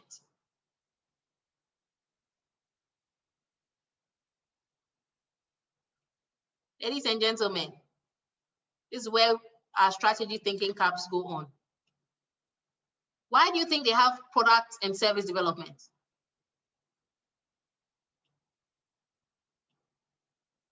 Should I volunteer people? I need volunteers. Why do you think they have product and service development? Jemima, why do you think they have product and service development? I think to facilitate innovation.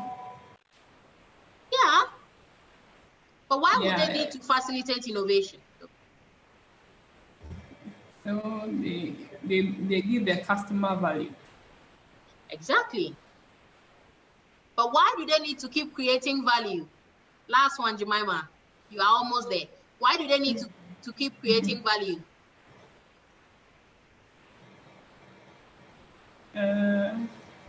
That they can have sustainable competitive advantage. Thank you. Positive. Ladies and gentlemen, do we agree? Yes, please. Yes. Yes, please. Because the products need to be consistently redesigned, evolved, to be able to fit with the changing times. Remember, we talked about flexibility so that it can be sustainable. Because like we said, the conditions in the hospitality and tourism sector are peculiar to the fact that it is not enough to generate this competitive advantage. You need to be able to put in place measures to ensure that it is sustained. That is why they have product and services development. You need to consistently develop upon the products and services that you have, right? And like the generic value chain model, the end game is what? Margins. Margins represent what? What do margins represent? Profit. Profits. That's the ultimate goal. Because the only way you can see that you are producing value that is worth something to your customer base is when they are able to exchange value for it, leading to profitability, hence margins. Right? So when it comes to the value chain, we realize that the primary activities and the support activities must together work in harmony to be able to ensure that they get the firm towards creating this sustainable competitive advantage, which will influence their bottom line positively by way of margins. So according to Poon, he breaks down the different kinds of activities in the value chain, right? Starting from the primary activities. And for transport services, it's all about transportation to and from the destination or the event, as well as transportation at the destination or event. And here there are various ways by which the organization can add value. Kwame talked about developing an app, right? This app could also help with information provision, scheduling. There are also apps that have been developed for managing gate operations. How many people have bought tickets? Rather than getting people to show you their tickets and tear it, there are applications that help you to simply scan their tickets and know if they can be granted access or not. There are technology and applications for ticketing now, baggage handling, right? Passenger management. There are software for managing all these. In-flight and onboard services, reservations, route and yield management, equipment agent specification, timekeeping. These are all ways by which firms can develop core competencies and add value. In terms of services on-site, we can talk about services delivered to visitors at their destination or event. Mercedes talked about the CCTV cameras. We also talked about software that can help with managing room reservations, among others, right? Kwame earlier talked about repair and maintenance of accommodation and facilities, where some hotels have in-house carpentry. They have in-house sewing rooms, in-house laundries, right? Among others. We can also talk about age and specification of accommodation facilities, the quality of entertainment, adding services provided like valet parking, excursions or trips for hotel occupants, right? Accommodation and venue locations, depending on the amount of free resources, can also add additional value, right? In terms of services on site. And then the quality of the company representatives, being the staff, the receptionists, the waiters and waitresses, the chefs, among others. Wholesale and packaging looks at assembling or packaging the product or service. So it's about coming up with a unique product that is well positioned in terms of delivery of value and price to make it attractive enough to customers. So here we can talk about the commission and fee negotiations for a customer to be able to benefit from a number of services that have been put together into a package by means of product development. So we have tour packages that combine everything from accommodation to transportation to excursions once you get to the destination, among others, right? And the commission and fee negotiations feed directly into the issue of pricing. as well as assembling, integrating, and coordinating all these activities that have been put together into a package. Because sometimes when you develop a product that is a package and has different service providers, you need to be able to properly coordinate all their activities such that the transport people know when they are supposed to show up, where they are supposed to carry the passengers to. The accommodation people know when to expect these passengers or guests and how well to prepare for them, among others, right? All of these things are part of the wholesaling and packaging of products and services in the hospitality and tourism sector. Still on the concept of the primary activities, we can also talk about retail distribution, and this is about distributing the product to the market. And here technologies has helped a lot with this, given the influx of several intermediaries that are distributing all these uniquely wholesaled and packaged items to users and retailers in different parts of the world, right? We have different retail locations. Now you can go to tour operating offices. You can go to travel agents. These are all different locations where you can gain access to hospitality and tourism packages to purchase, right? There are also a myriad choice of distribution channels. An airline can decide to use any of these channels to distribute their products, be it a tour operator or a travel agent or an intermediary online like Waka Now or Expedia to be able to distribute their services. Internet search optimization is also an option, again, as a direct result of technology. Commission levels are also an example of adding value, depending on the negotiations between the hospitality and tourism firm and these intermediaries we are talking about. Certain commissions are agreed upon, right?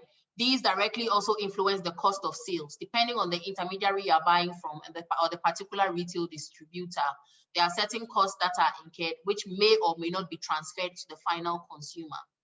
Client database management is also another way by which retail distribution adds value, right? It also adds in increasing customer retention levels because it helps you to be able to have access to different kinds of customers in different locations at different periods of time. For instance, I remember some years back, I was traveling using Emirates and I bought my ticket directly from Emirates. And when I got to my destination and I wanted to return, I had a bit of an issue with my ticket. Now, there was no Emirates office there. And however, they had a retail distribution partner there in the form of a travel agent. Now, if I was not able to get that retail distribution partner for Emirates to ensure that I use the same flight on my way back, I would have just gone to another airline that had an office and then booked my trip back, which would have led to Emirates losing my business. However, because they had a retail distribution partner there, they were able to retain my business. Because when I had a problem, even though there was no Emirates office directly there, I was able to rectify it through their retail distribution partner, hence contributing to their customer retention levels, right?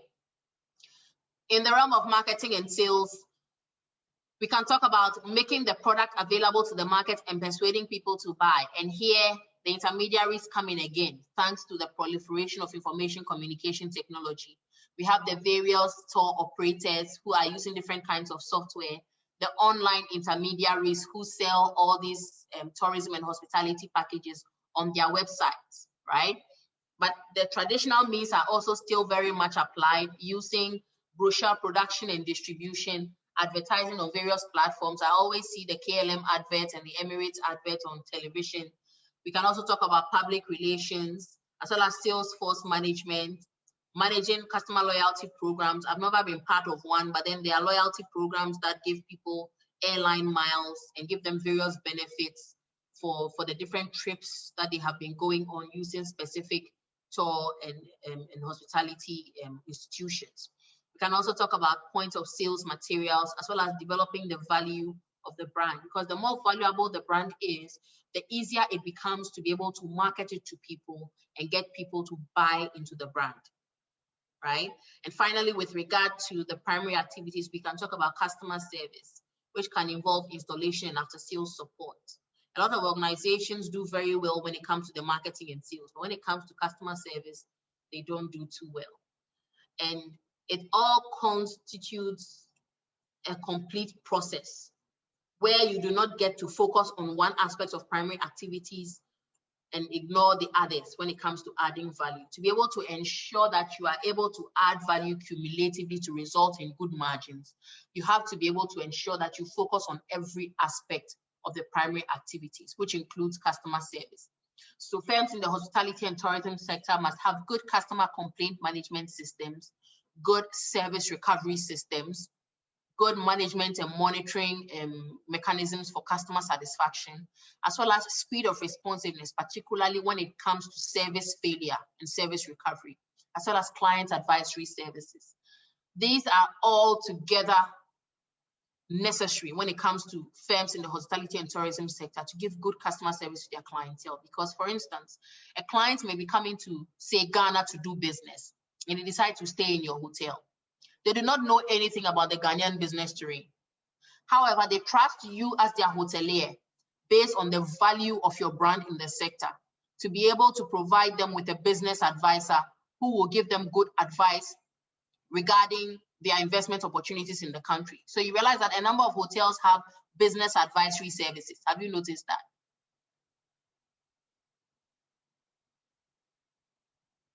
Have you noticed that a number of hotels have business advisory services?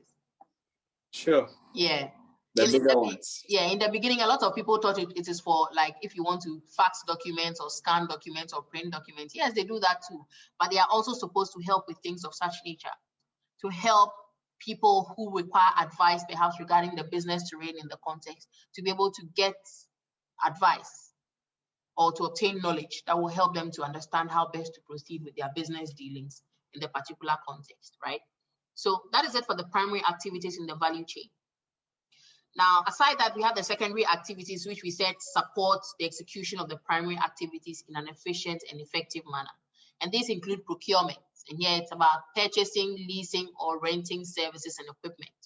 So here, the decisions could involve procuring to obtain inputs at lower prices, which brings us back to our argument on the outsourcing of the laundry and the in-housing of the laundry. Could it be a strategic move? Could it be because they can't afford to do so anymore? We will never know. However, this is one of the aspects of secondary activities. Because they are not primary activities, firms find it easier to outsource secondary activities because they support the execution of primary activities, which contribute directly to adding value, right? So procurement activities could also include better contract terms depending on who the organization is dealing with and entering into agreements with regarding service provision and delivery. It's also about obtaining bulk purchase discounts. Like I said, the kitchen may have an agreement with a particular group of market women who they buy bulk from a certain quality of product that they use as a direct input in the kitchen, right? It also involves working collaboratively with suppliers such that there are procurement agreements that involve collaborating with certain kinds of suppliers to obtain a certain quality or certain kind of input that they need for their business. In terms of technology and systems development, it's about developing and implementing technology and systems to support the primary activities. And here we've seen it being applied in so many ways in various firms in the sector. We can talk about computer reservation systems, which include the property management systems we talked about, internet applications. Ruth, did you have something to say? No, Dove, I'm sorry. Please. Oh, okay. We can also talk about internet applications, like Kwame said, that help with transportation. Sometimes that help with marketing and sales. We can also talk about real-time sales reports, which are yielded as a result of technology and systems that have been put in place. We can also talk about yield management applications, as well as price discrimination between different customer segments, including those who are regular walk-ins, those who are on various loyalty and reward schemes, among others. You can only keep track of these using technology and systems that have been developed to facilitate these actions. Then we can also talk about products and services development. And like we said, we need to be able to consistently evolve in this sector to remain relevant and keep our competitive advantage. So it's about developing new products and services and market opportunities to be able to ensure that you stay relevant. So products and services development include developing new market segments, developing new products or enhancing the existing products that you have, developing new destinations if you're a tour operator, developing new venues, developing new accommodation, etc. And then where necessary, developing partnerships and alliances with suppliers and or distributors where necessary to guarantee that you are consistently evolving and innovating when it comes to your product and service development. And then we can also talk about human resource management, which deals with the recruitment, selection, training, reward, and motivation of our employees. And here it's pretty straightforward. A well-motivated and hard-working employee will always give off their best. So you need to look into the quality of the employees and managers that you employ, and then empowering them to deliver the best service to your customers, as well as encouraging teamwork and consistently making sure that you upgrade their training. And then outsourcing selected activities with regard to human resource to organizations or individuals that are best suited to perform the task if it is within the strategy of the organization and they believe it's a feasible move. And then where necessary, replacing human resources with technology. The technical term we have for this is displacement, right? Which to some is a bad thing, but to depending on the organization and their strategy and the reason why they are doing it, it could be of benefit to replace human resources with technology, right? And then, with regard to the primary and secondary activities, we have discussed everything. I think the only one we didn't talk about is infrastructure. And here infrastructure basically refers to all the physical assets that are involved in delivering the product or service. So if you are a hotelier, you will need to have good buildings with several rooms to be able to ensure that you house all your people, right? Who you are expecting in terms of clientele. And then you should be able to make sure that you have all the amenities in-house to be able to provide the level of service that they are looking for. If you are a tour operator, there's certain infrastructure that you also need to have, including well-functioning, perhaps air-conditioned buses or vehicles to transport your tourists from one place to the other, among others. So based on PUN 1993, these are the primary and secondary level activities adapted from the generic value chain model to represent the value chain framework as it is deployed in the hospitality and tourism sector through the activities of the organizations in deploying their competencies and resources to be able to ensure that they develop a competitive advantage that is sustainable and result in the organization being able to earn good margins, right? So like I said, with regards to the infrastructure, as I mentioned, it's in terms of the general assets of the organization to be able to deploy all these different primary activities we talked about. It also has to do with general management, financial control, accounting, planning, legal affairs, and quality control. When it comes to all these support activities we've talked about, you need infrastructure to ensure that they all function at the level at which they are supposed to. So in terms of human resources, you need to be able to have management to be able to ensure that human resources are well catered for. In terms of technology and procurement, you need to have financial control and accounting, planning, and quality control to ensure that all these function as they are expected to. And legal affairs is also necessary because you are in business, you are dealing with individuals. Perhaps sometimes you'll be dealing with organizations in terms of your alliances and the suppliers that you work with and the other stakeholders of your business. You need to be able to ensure that you have speed and quality in your decision making, and you control and reel in the cost of providing these infrastructure. Because like we said, for some organizations that decide to invest in infrastructure, like putting up these buildings, buying these CCTV cameras, investing in interior decor, these are all costs. These all have cost implications for the organization. So you need an efficient financial and accounting arm to ensure that the costs that you are incurring are in line with the financial resources that you have and you do not overstretch yourself. In the event that based on your strategic thinking, investing so much directly in these will lead to the detriment of the organization, you could decide to go the Marriott route and perhaps not own infrastructure like buildings or the properties, but rather invest in other areas of the business and franchise the ownership of these to other stakeholders, right? However, still on the concept of infrastructure, you also need coherent and consistent standards, efficient organizational structure, because like we said, hospitality and tourism decision-making flows along the hierarchy of the organization, starting from the strategic level to the tactical level and then to the operational level. So each person along the organizational hierarchy, depending on their position, must be able to do their work efficiently to be able to ensure that the vision that the organization sets out to achieve is achieved. And finally, infrastructure is also about communicating effectively with your workforce. Because without being able to communicate effectively, all these aspects of developing core competencies and deploying these competencies in a superior manner along with your resources towards achieving the vision of the organization, which involves building a sustainable competitive advantage and being able to remain relevant against the competition, cannot be achieved without effectively communicating this to the workforce, who are largely responsible for making sure that these visions and strategies that you have laid out come to pass, right? So in that case, in analyzing the value chain, what are we expected to look at? You're expected to look at a breakdown of all the activities of the organization as detailed by the value chain, to be able to know all the various means by which the organization can add value when it comes to these activities to achieve the sustainable competitive advantage the firm looks towards achieving. It's also about identifying the core activities and their relationships with core competencies. Like I said, the core activities or the primary activities have a direct relationship with your core competencies. And because of that, firms are hesitant when it comes to outsourcing primary activities. However, for the support activities, because of their indirect nature, firms find it a bit easier to outsource those activities to individuals or institutions that are external to the organization to be able to deliver.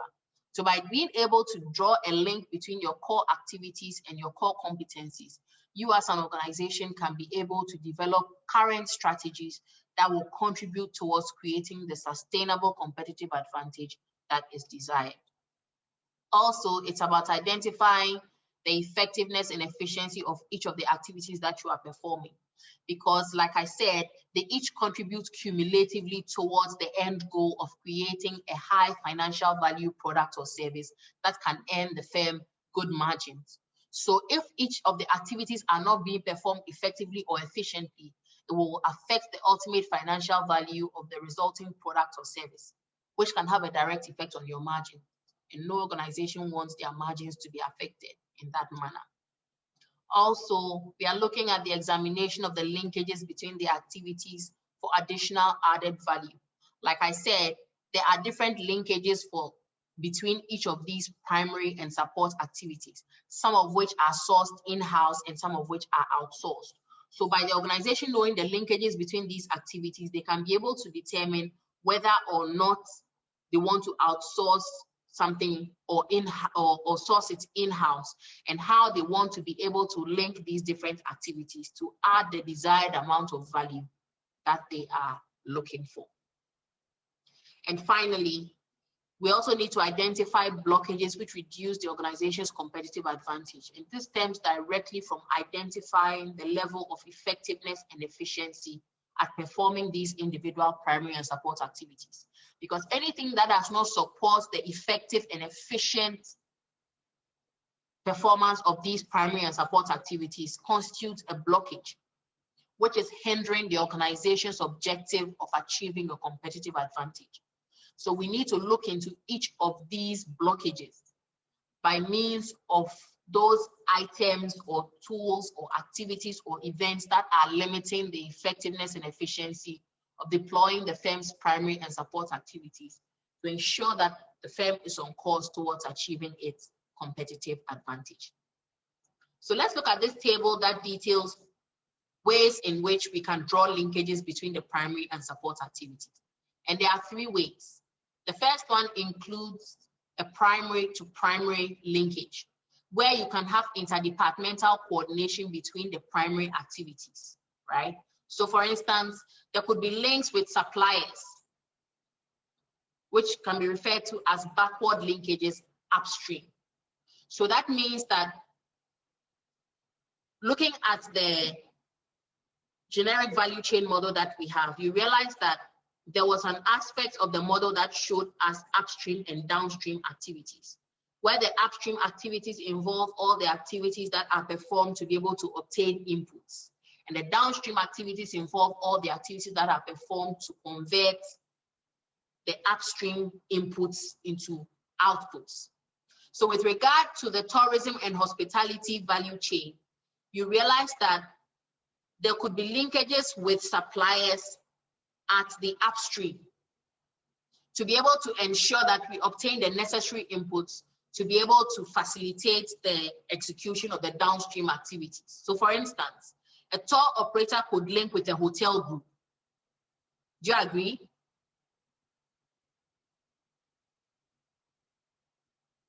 Do you agree that a tour operator could link with a hotel group? Yeah, sure. So in this case, the tour operator is providing what? They are providing what? Transportation, isn't it? Good. And then the hotel group is providing what? On-site services, isn't it? So that's a primary linkage. The same way a hotel group can link with an airline. Do you agree? Can a hotel group link with an airline? Please, no. Exactly. That's a primary to primary activity. So the airline is providing transportation, and then the hotel is providing on-site services. A festival organizer could also link with transport and accommodation providers, still at the primary level. So the festival organizer is providing some kind of service, whereas the transport organization or provider is providing transportation, and the accommodation provider is providing accommodation on site. We can also have primary and support level linkages, where we have computer-based sales management systems being deployed for organizations that are providing primary level activities. So like I mentioned earlier, there are a lot of companies that specialize in the provision of property management systems or software, which they produce independently and sell to various organizations for them to use in their businesses.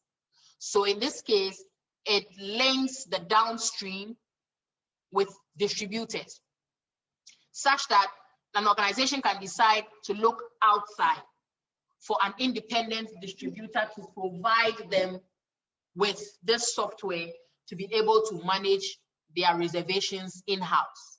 Or they can decide to use their in-house technology unit to develop a software that they will use in their own organization, depending on how the organization is configured and depending on the strategy with which they are operating. We can also have an organization that will decide that for their upstream activity, which is accommodation or on-site services, they would use another organization at a support level to provide the downstream activity of distribution or retail distribution, right? So they would use the support of a company that has an online sales system to be able to sell their rooms or to be able to sell their airline tickets, right? So examples include tour operators securing racking agreements with a travel agency group for their brochures, or a hotel securing an agreement with an online intermediary to book their rooms, or a hotel group working with a destination management organization to ensure that they can be able to get clientele all the time to fill their rooms, right? Because destination management organizations are involved in organizing trips to and from various destinations and providing different services to tourists who subscribe to these trips. Then we can also talk about support to support level activities that may involve, for instance, training for new technologies.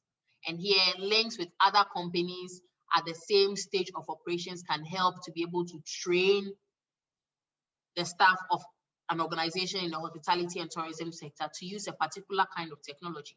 So airlines can collaborate in some of their activities by the formation of strategic alliances, including the one which we just saw with British Airways being part of that strategic alliance. We also have strategic alliances of larger airlines with smaller airlines for specific locations or destinations. Where, for instance, if you were making a trip to a particular country, the major airline you sign on to, based on the alliance they have with the smaller airlines in that country, can be able to get you to the major airport in the country and then connect you to a smaller airline in the country to take you to your specific location within the country. And this happens in a lot of countries. For instance, in Scandinavia, I remember I made a trip to Norway some years back, and I took Lufthansa to Norway, which took me to the main airport, Oslo S. But when I got there, based on the arrangement that they have, the partner airline in that country was Scandinavian Airlines. So I had a connecting flight through Scandinavian Airlines, which took me specifically to the city I was going to, which was Houston. So I booked everything through Lufthansa. However, based on the strategic alliance, when I got to Oslo S, Scandinavian Airlines took over and took me to my specific destinations in the country. So these are support activities that work together in terms of the external linkages that can develop in the hospitality and tourism sector to ensure that you can effectively deploy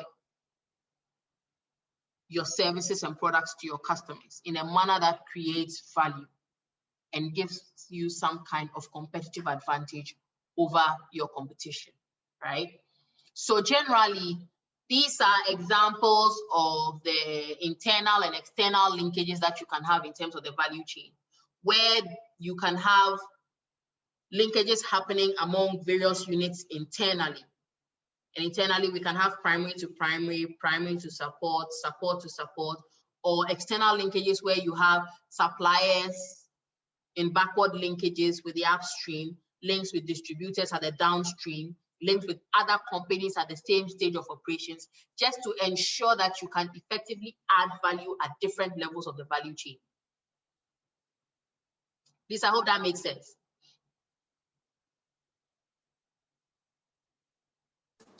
It makes. Are you sure? Is there any question, anything you need clarification on?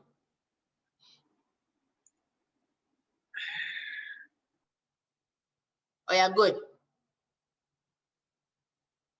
I'm fine. All right. Okay, so I presume everyone is okay. So basically, we have come to understand the nature of the various competencies that an organization has to have. In terms of the operational context, the organization has to have basic competencies, but they also need to develop core competencies in addition to the superior deployment of their resources, right? As well as the superior deployment of these competencies. Without the superior deployment of competencies and resources, there's no way they can achieve what? This question is to the class. Without the superior deployment of competencies and the superior deployment of resources, there's no way they can achieve what? We talked about this. We looked at this in the form of an equation. Do you remember?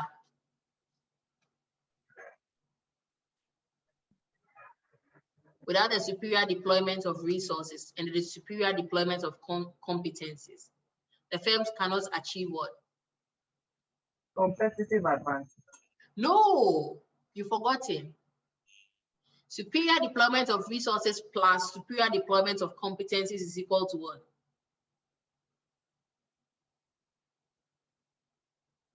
The other thing aside competitive advantage.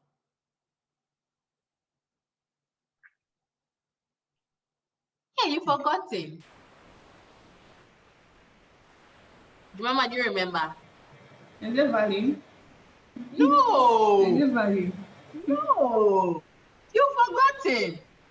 Kwame, do you remember?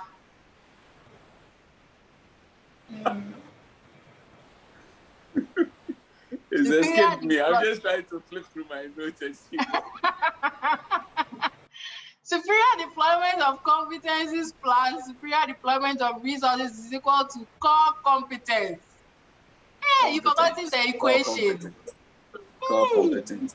Competitive advantage comes in when you put it through that criteria that we talked about.